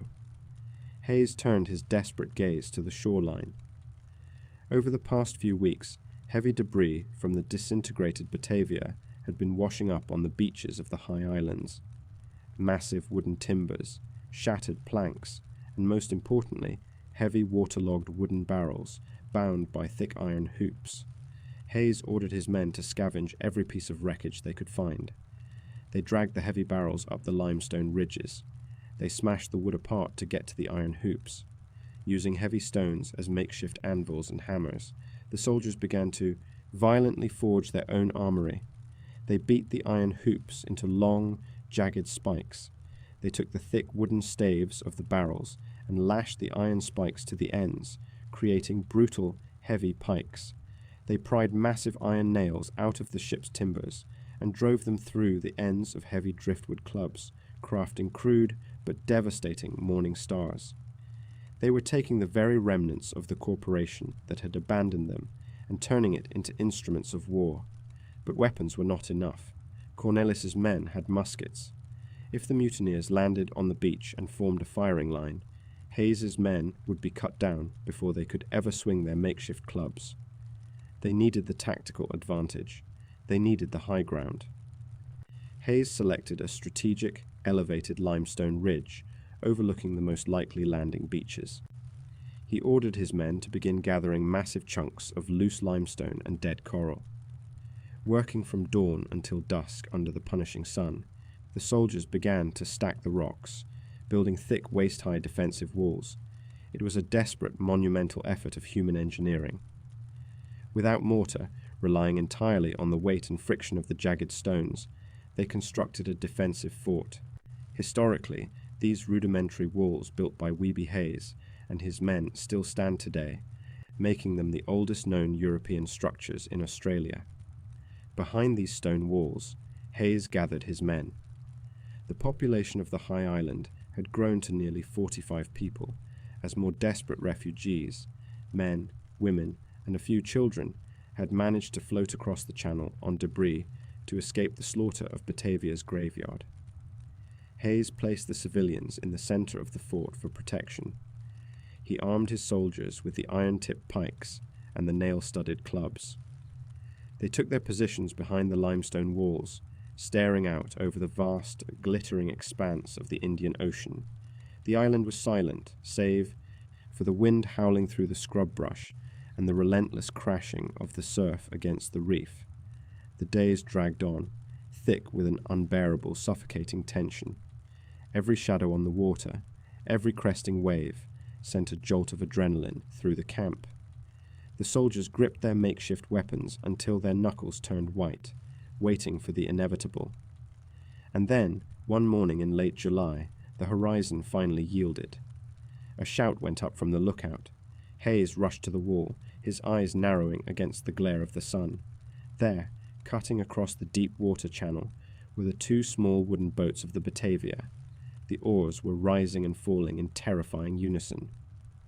As the boats drew closer, the morning sun caught the glint of polished steel and the rich, crimson hue of stolen velvet. Geronimus Cornelis and his cult of mutineers were coming. They were heavily armed, flush with stolen wine, and deeply bathed in the blood of over 100 innocents. The architect of chaos had come to exterminate the final pocket of resistance. Weeby Hayes gripped his iron-tipped pike, his eyes locked on the approaching boats. The time for survival was over. The war in the shallows was about to begin. Chapter 9. War in the Shallows. The Indian Ocean is a blinding, indifferent expanse. It offers no cover, no shadows, and no quarter. On the morning that Geronimus Cornelis and his mutineers finally crossed the deep water channel to exterminate the last pocket of resistance, the sun beat down on the Abrolhos Islands with a suffocating, unbearable intensity. From their elevated position behind the makeshift limestone walls, Weeby Hayes and his contingent of mercenary soldiers watched the approach. The visual contrast between the two forces was jarring, a surreal and terrifying portrait of the absolute collapse of the Dutch East India Company. In the approaching boats sat the mutineers. They were flush with stolen wine, heavily armed with polished steel cutlasses, pikes, and the ship's salvaged muskets. But it was their clothing that made them look like a nightmare pulled from the fevered dream of a dying man. They had dressed themselves in the looted chests of the Batavia's upper class. They wore heavy coats of crimson velvet, gold-embroidered silk, and plumed hats. They looked like an aristocratic court of madmen, their fine clothing heavily stained with the dried blood of the 150 innocent men, women, and children they had slaughtered on Batavia's graveyard. Waiting for them on the ridge were Hayes's men. They were emaciated, sun-baked, and dressed in little more than salt-encrusted rags. They had no armor, no velvet, and no muskets, but their eyes held a terrifying, cold pragmatism. They gripped their makeshift weapons, heavy staves of driftwood tipped with iron nails, and iron barrel hoops pounded into jagged spears. They had spent weeks digging in the dirt to survive, and they were intimately aware that if the line broke today, there would be no quarter. Cornelis would slaughter them, and then he would slaughter the women and children huddled in the center of the fort. As the boats hit the sand of the high islands, the war in the shallows began. The mutineers, bloated with arrogance and absolute power, expected a massacre.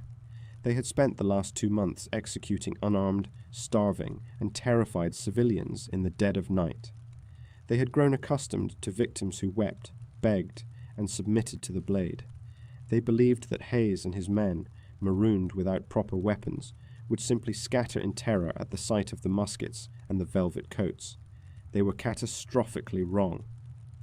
As the mutineers waded through the knee-deep, crystal-clear water of the shallows, their heavy woolen and velvet clothing became waterlogged, slowing their advance. Hayes did not order his men to charge into the water to meet them. He was a disciplined tactician. He knew that to abandon the high ground was suicide. He ordered his men to hold the line behind the jagged limestone walls they had built with their bare hands. The mutineers scrambled up the loose, treacherous coral of the beach, their boots slipping on the shifting stones. They raised their muskets and fired. The sound of the volley shattered the silence of the island, echoing across the water like rolling thunder. Lead balls slammed into the limestone barricades, sending showers of sharp rock fragments into the faces of the defenders. But 17th century firearms were slow, clumsy, and entirely unreliable in the corrosive, salty air of the ocean. Once they fired, the mutineers were left holding heavy wooden clubs while they desperately tried to reload their black powder in the chaotic scramble up the ridge. It was in this vulnerable window that Hayes unleashed his men. The mercenaries surged over the top of the limestone walls. They did not fight with the elegant, trained fencing of European warfare. They fought with the feral, brutal desperation of men fighting for their right to draw breath. The heavy nail-studded driftwood clubs smashed into the mutineers, crushing bone and tearing through the stolen silk. The jagged iron barrel hoops were thrust with terrifying force, finding the gaps in the velvet coats. The mutineers were instantly thrown into a panic. The men who had fancied themselves the kings of the Abrolhos were suddenly faced with hardened soldiers who hit back. The psychological shock of the resistance shattered their formation. Blood sprayed across the blinding white coral. Men screamed, tumbling backward down the jagged ridge and splashing violently into the shallows.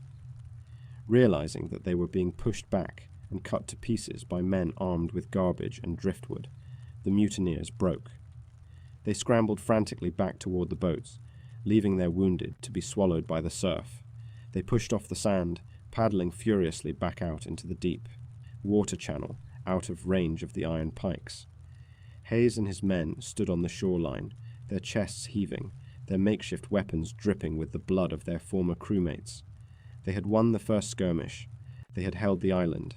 But as Hayes watched the boats retreat toward Batavia's graveyard, he felt no sense of victory. He knew the mathematics of the situation had fundamentally shifted, and not in his favor. Cornelius had retreated, but he had not been defeated.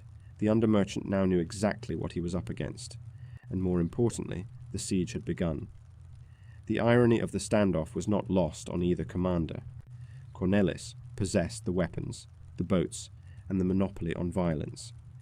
But Hayes possessed the one thing that actually mattered on a sun-scorched reef.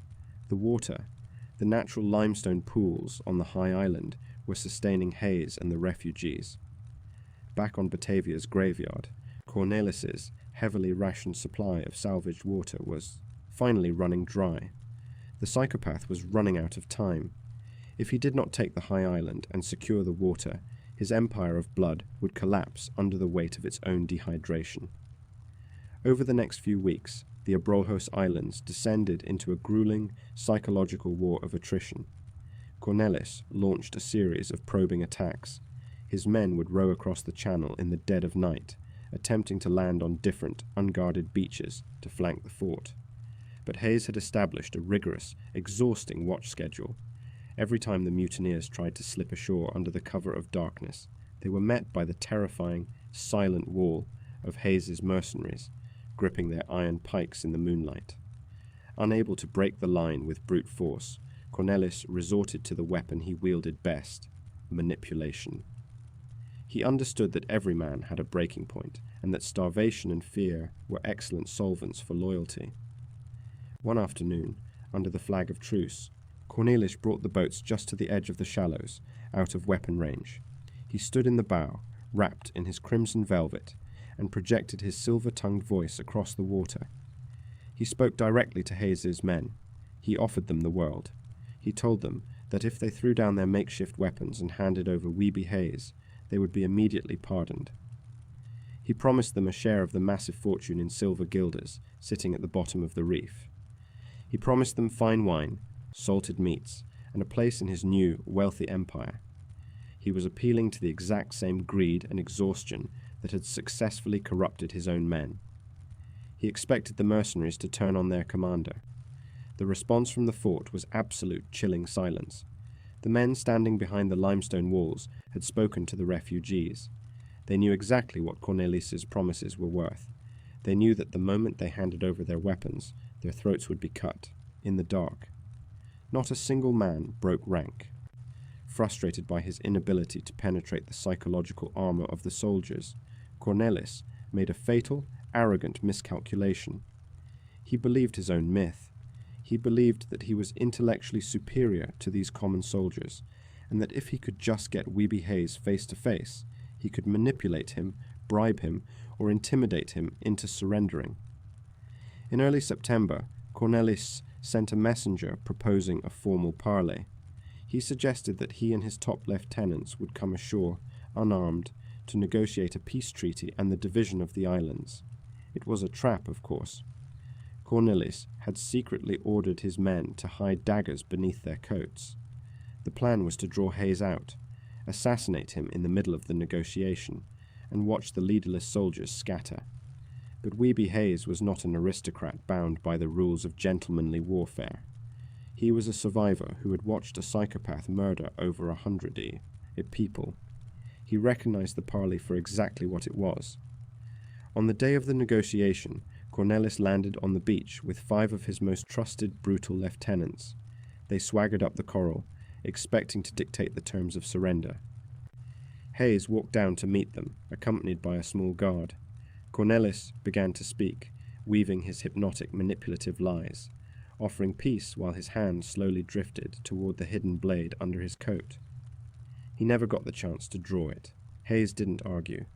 He didn't debate the finer points of corporate law or survival ethics. He simply gave a subtle, silent signal to his men. In a fraction of a second, the trap was violently sprung, but it was Hayes's trap. The mercenaries surged forward, tackling the mutineers before they could even draw breath. The struggle in the sand was brief and utterly brutal. Hayes's men overpowered the lieutenants. 4 of Cornelis's most dangerous commanders were killed on the spot, their blood soaking into the white sand of the beach. And Geronimus Cornelis, the architect of the chaos, the velvet-clad king of the Abrolhos, was violently thrown to the ground, disarmed and bound with heavy ropes. The remaining mutineers in the boats, watching in absolute horror as their invincible leader was captured and their commanders slaughtered, panicked, and rowed frantically back toward Batavia's graveyard. Hayes dragged the bound, struggling Cornelis up the ridge and threw him into a makeshift prison pit inside the fort. The snake had its head cut off. For the first time in months, the survivors on the high island allowed themselves to feel a spark of genuine, tangible hope. They had captured the monster. But the war was not over. Back on Batavia's graveyard, the surviving mutineers were thrown into a state of terrified, chaotic frenzy. They had lost their charismatic leader, but more importantly, they realized that if they did not rescue Cornelis, they were entirely doomed. They had committed unspeakable atrocities. If a rescue ship ever arrived and Cornelisi was handed over to the authorities to testify, they would all be subjected to the horrific, slow tortures of the 17th century justice system. They would be broken on the wheel. Command of the mutineers fell to a man named Wouter Luce, a hardened, deeply violent soldier who lacked Cornelis's silver tongue but possessed a far more straightforward, brutal, tactical mind. Luce knew that diplomacy was dead. There would be no more parleys. There would be no more tricks. He gathered every remaining mutineer on the island. He distributed the last of the black powder, the heavy lead balls, and the newly salvaged muskets that had washed ashore. They drank the last dregs of the stolen wine, working themselves into a nihilistic, heavily armed frenzy. Luce was going to launch a full-scale, devastating amphibious assault on the high island. He was going to use overwhelming firepower to blow the limestone walls to pieces, slaughter every man, woman, and child in the fort, and rescue Geronimus Cornelises. On the morning of September 17th, 1629, the horizon darkened with the approaching boats. This time, there was no hesitation. As the mutineers hit the shallows, they formed a disciplined, terrifying firing line. The muskets roared, a continuous, deafening barrage of lead that tore through the scrub brush and shattered the limestone barricades. Hayes's men, armed only with driftwood and iron nails, were pinned down under the devastating relentless volley. The heavy lead balls splintered their pikes and wounded the defenders. The mutineers began to advance up the ridge, firing and reloading, the smoke from the black powder choking the air. The sheer, overwhelming force of the firearms was finally breaking the line. Hayes's men fought with feral desperation, hurling rocks and swinging their clubs, but they were being systematically pushed back toward the center of the fort, where the civilians were hiding. The situation was critical.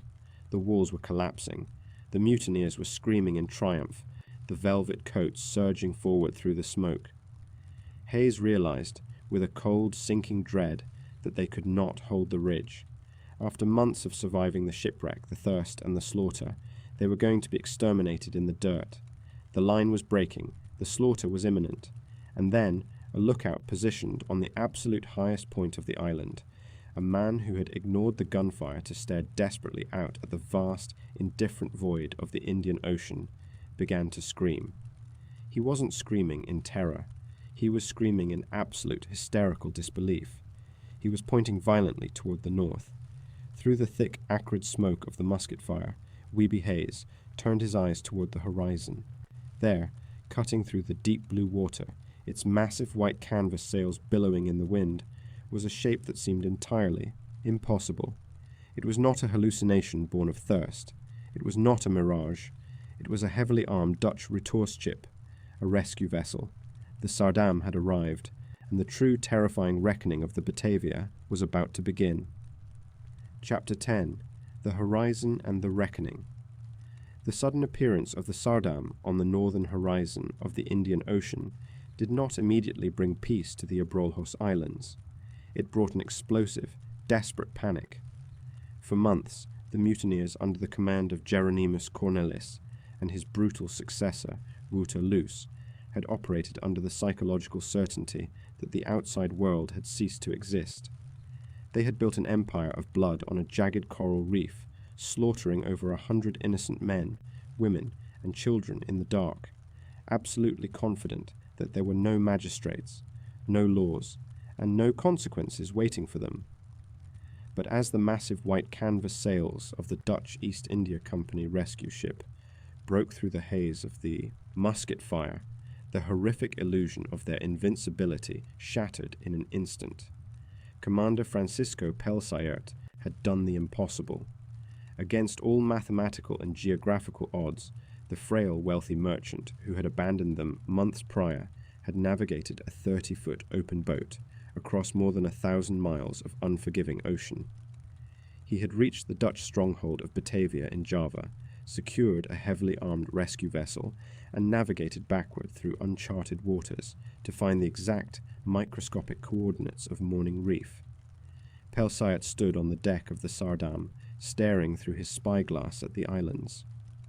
He had expected to find a graveyard. He had expected to find a few dozen emaciated, sun-baked corpses curled around empty water casks. Instead, he was looking at a theatre of war. He saw smoke rising from the high island. He saw men in heavy armor and stolen velvet firing muskets at a makeshift limestone fort. On the islands below, the grueling siege between the mutineers and Weeby Hayes's mercenary soldiers violently halted. The heavy lead balls stopped flying. The men on both sides lowered their weapons and stared out at the deep water channel, their minds struggling to process the monumental shift in reality. Then, a terrifying, simultaneous realization washed over both commanders. The Saardam was heavily armed, but Pelsayert had no idea what had transpired on the reef. He didn't know about the mutiny. He didn't know about the midnight massacres. He didn't know that the men in the velvet coats were psychopaths, and the men in the rags were the heroes. Whoever reached that ship first would control the narrative. If Wouter Loos and his heavily armed mutineers boarded the Saardam under the guise of being innocent survivors, they could easily overwhelm the ship's unsuspecting crew, slaughter Pelsayert, seize the vessel, and vanish into the Pacific as pirates. If Weeby Hayes reached the ship first, he could warn the commander, and the mutineers would face the gallows. The standoff instantly dissolved into a frantic, adrenaline-fueled race for the horizon. Wouter Loos screamed orders at his men. The mutineers scrambled frantically down the coral ridges, their heavy blood-stained velvet coats slowing them down as they splashed into the shallows. They threw themselves into the VOC's two finely crafted wooden boats, the yawl and the skiff. They grabbed their oars and pulled with the frantic, terrifying energy of men who knew a noose was waiting for them if they lost. Up on the ridge, Weeby Hayes did not hesitate. He had spent months digging in the dirt, drinking stagnant water, and watching innocent people be slaughtered. He was not going to let the monsters escape. He ordered 4 of his strongest, most exhausted soldiers to follow him. They didn't have the finely crafted VOC boats. They only had a tiny, unstable makeshift raft cobbled together from shattered ship timbers and driftwood.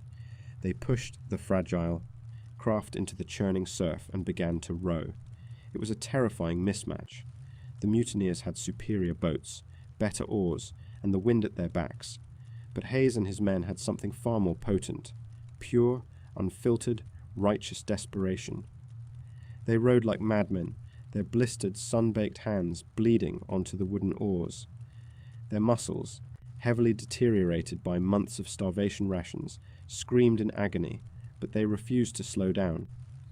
They navigated the treacherous, shark-infested deep water channels, their eyes locked entirely on the towering wooden hull of the Sardam. From the deck of the rescue ship, Pelsayat watched the bizarre scene unfold. Two small boats were racing toward him from different islands. One was a proper VOC vessel filled with men wearing the opulent clothing of the wealthy passengers. The other was a piece of floating garbage rowed by men who looked like feral, skeletal ghosts. By a miracle of sheer human endurance, the driftwood raft pulled ahead. Weeby Hayes's tiny craft slammed into the heavy wooden hull of the Sardam just moments before the mutineers' boat arrived. Hayes didn't wait for a ladder. He grabbed a trailing rope and hauled his emaciated, sun-scorched body up the side of the massive ship, his bare feet bleeding on the oak planks as he vaulted over the rail. He collapsed onto the main deck, gasping for air, looking up at the impeccably dressed Commander Pelsayat. Before Pelsayat could even ask a question, Hayes pointed a trembling, blood-stained finger back down at the water, toward the approaching VOC boat filled with the velvet-clad mutineers. "Do not let them board," Hayes screamed, his voice hoarse and cracked from months of dehydration. "They are mutineers. They have murdered 120 people. They are heavily armed, and they are coming to take your ship." Pelsayat's blood ran cold. He looked over the rail. The yawl was pulling alongside the ship. Wouterloos and his men were standing in the boat, their hands suspiciously hidden beneath their stolen coats, their eyes darting nervously toward the upper decks. Pelsayat was a weak man in many respects, but he was a loyal servant of the company, and he possessed the authority of a commander. He did not hesitate. He ordered his heavily armed marines to the railing. They leveled their loaded muskets directly down at the mutineers. Then Pelsayat ordered the ship's massive, brass cannons to be unsealed, rolled forward, and pointed down at the fragile wooden boat. The commander leaned over the rail. His voice, amplified by the terror of the moment, boomed across the water. He ordered the mutineers to throw their weapons into the ocean immediately. He commanded them to board the Sardam one by one, with their hands entirely empty, or he would blow their boat into the abyss. Wouterloos looked up at the row of muskets. He looked at the gaping black muzzles of the brass cannons. He looked at Weeby Hayes, standing, triumphant on the deck above them. The mutineers realized, with a crushing, suffocating finality, that they had lost. The long, terrifying nightmare they had unleashed upon the Abrojos was over. One by one, the mutineers drew their hidden cutlasses and daggers, dropping them into the dark blue water. They climbed the rope ladder in silence, their heads bowed, immediately seized by Pelsayat's guards and thrown into heavy iron chains in the dark, suffocating lower holds of the ship. With the immediate threat neutralized, the true agonizing process of unearthing the horror began. Pelsayat ordered a heavily armed contingent of marines to row him ashore to Batavia's graveyard, the main camp where Cornelius had ruled. As the commander stepped off the boat, and his leather boots crunched onto the blinding white coral, the sheer scale of the atrocity hit him like a physical blow. The island was a vision of hell. It smelled of rotting kelp, human waste, and decaying flesh. The few remaining survivors, the women who had been kept as prisoners in the tents, and the children who had been spared, crept out of the shadows. They did not cheer at his arrival. They were deeply traumatized, hollowed-out shells of human beings, flinching at every sudden movement. The coral was littered with the dark, dried stains of the midnight executions. Shallow, makeshift graves dotted the island, the crushed limestone barely covering the limbs of the slaughtered innocents. Pelsayat listened in horrified silence as the weeping survivors recounted the months of terror, the forced drownings, the throat-slittings, and the macabre, velvet-clad court of the under-merchant. Pelsayat knew he had to establish absolute, undeniable legal proof of these crimes before returning to Java. The Dutch East India Company was a massive bureaucracy. They required paperwork, confessions, and formal trials, even on a deserted rock at the edge of the world. He convened a makeshift tribunal on the beach, and he ordered the prisoner, Geronimus Cornelis, to be brought before him. Cornelis, who had been held captive by Hayes in the limestone fort, was dragged across the coral in heavy iron shackles. But even in chains, the psychopath refused to break. When confronted by Pelsayat, Cornelis did not beg for mercy. He remained deeply arrogant. He utilized his silver tongue, weaving elaborate, twisted legal defenses. He blamed the murders on Waterloos. He blamed them on the harsh conditions. He argued his twisted, heretical philosophy, claiming he had only done what was necessary to preserve the company's assets, and that he was legally absolved of any wrongdoing. But 17th century European justice did not rely on psychological evaluations. It relied on pain. When Cornelis refused to confess to his crimes, Pelsayat authorized the use of the question, formal torture. On the desolate, wind-swept shores of the Abrojos, the mutineers were subjected to the brutal mechanisms of the VOC. They were stretched on makeshift racks. They were subjected to the water cure, a horrific predecessor to waterboarding, where linen was forced down the throat and soaked with water until the victim nearly drowned. Under the unbearable agony of the torture, the bravado of the mutineers collapsed. One by one, they confessed. They detailed exactly who had swung the blades, who had pushed the rafts into the deep water, and who had ordered the executions. Finally, broken and exhausted, even Geronimus Cornelis signed a full confession. Pelsayat looked at the signed documents, and then looked at his ship. He had a massive problem. He had nearly a dozen highly dangerous, deeply violent psychopaths in chains. The Sardam was a crowded vessel. The voyage back to Java would take weeks. If he brought these men aboard, there was a very real chance they could slip their chains, rally the ship's crew, and mutiny again on the open ocean. They were simply too dangerous to transport. Justice had to be executed here, on the very islands they had terrorized. Pelsayat ordered his carpenters to take the shattered, waterlogged oak timbers from the wreck of the Batavia and drag them to a small, adjacent quay known as Seal Island. There, silhouetted against the vast, indifferent expanse of the Indian Ocean, they erected a massive, heavy wooden gallows. On October 2nd, 1629, the reckoning arrived. The condemned men were rowed out to Seal Island. The entire surviving population of the Batavia was forced to stand on the beaches of the neighboring islands and watch. The wind howled across the flat reef, whipping the clothes of the guards. Geronimus Cornelis was brought to the base of the gallows. The man who had fancied himself a king, who had dressed in crimson velvet and played God with the lives of hundreds, was now reduced to a trembling, terrified mortal. Before the rope was placed around his neck, the brutal, specific laws of the Dutch Republic dictated his punishment. Because he had authored the mutiny and signed the death warrants, his physical body had to bear the mark of his crimes. A guard stepped forward with a heavy iron mallet and a chisel. Geronimus Cornelis was forced to his knees. Both of his hands were severed at the wrists. He was then hauled up the wooden steps, bleeding profusely, screaming in agony and terror. There was no grand final speech. There was no heretical justification. There was only the sudden, violent drop, the snap of the rope, and then the eerie, haunting silence of the island reclaiming its dominion. 6 of his top lieutenants followed him to the rope, their bodies left hanging in the brutal sun as a grim, rotting monument to the catastrophic failure of human morality.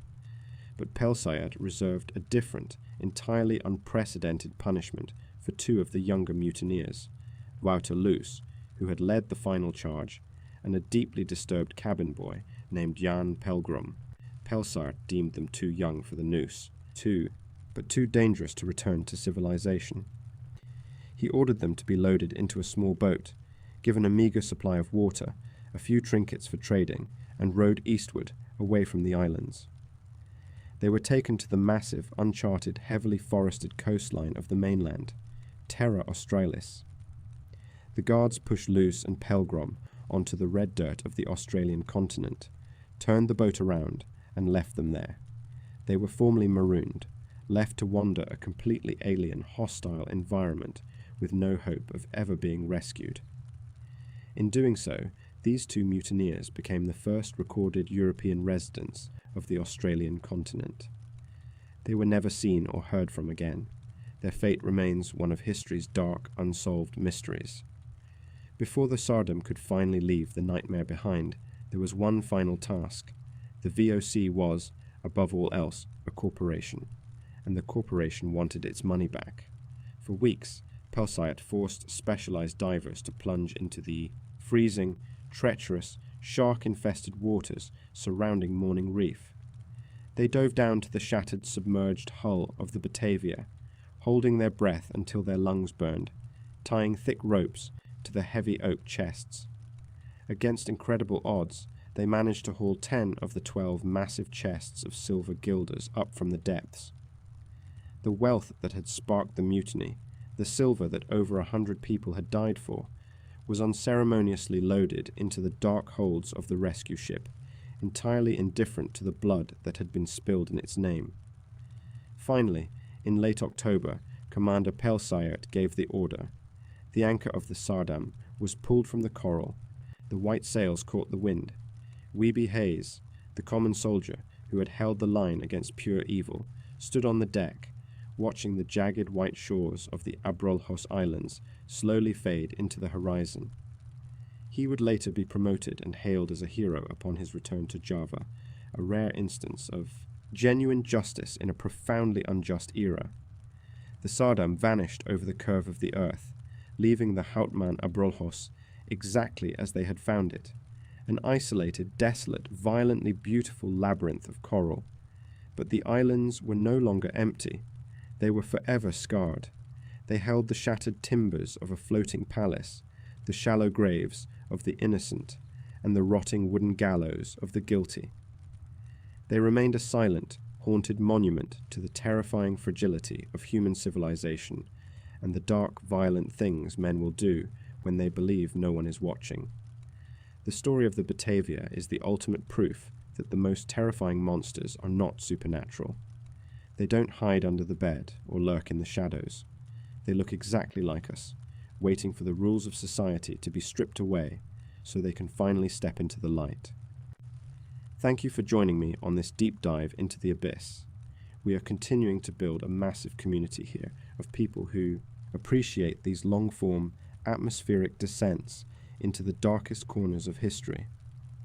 As I mentioned at the start of the video, the isolation of these stories makes me deeply curious about where you are all listening from. If you haven't already, take a second right now, scroll down, and leave a comment with your city or country. It is genuinely fascinating to see this global community coming together in the dark. If you appreciated the meticulous detail and the ambient atmosphere of this video, please hit that like button. It is the single best way to help this channel cut through the noise of the algorithm and bring these stories to a wider audience. If you want to make sure you never miss a descent, hit subscribe and turn on the notification bell. Next time, we are leaving the scorching heat of the coral reef and heading back into the freezing, suffocating grip of the unknown. We will be looking into the terrifying, unsolved mystery of 9 experienced hikers who fled their tent, into a sub-zero blizzard without their boots, sparking a 60-year-old investigation into the Ural Mountains. You won't want to miss the Dyatlov Pass incident. Until then, keep your headphones on, stay out of the dark, and I will see you in the next deep dive.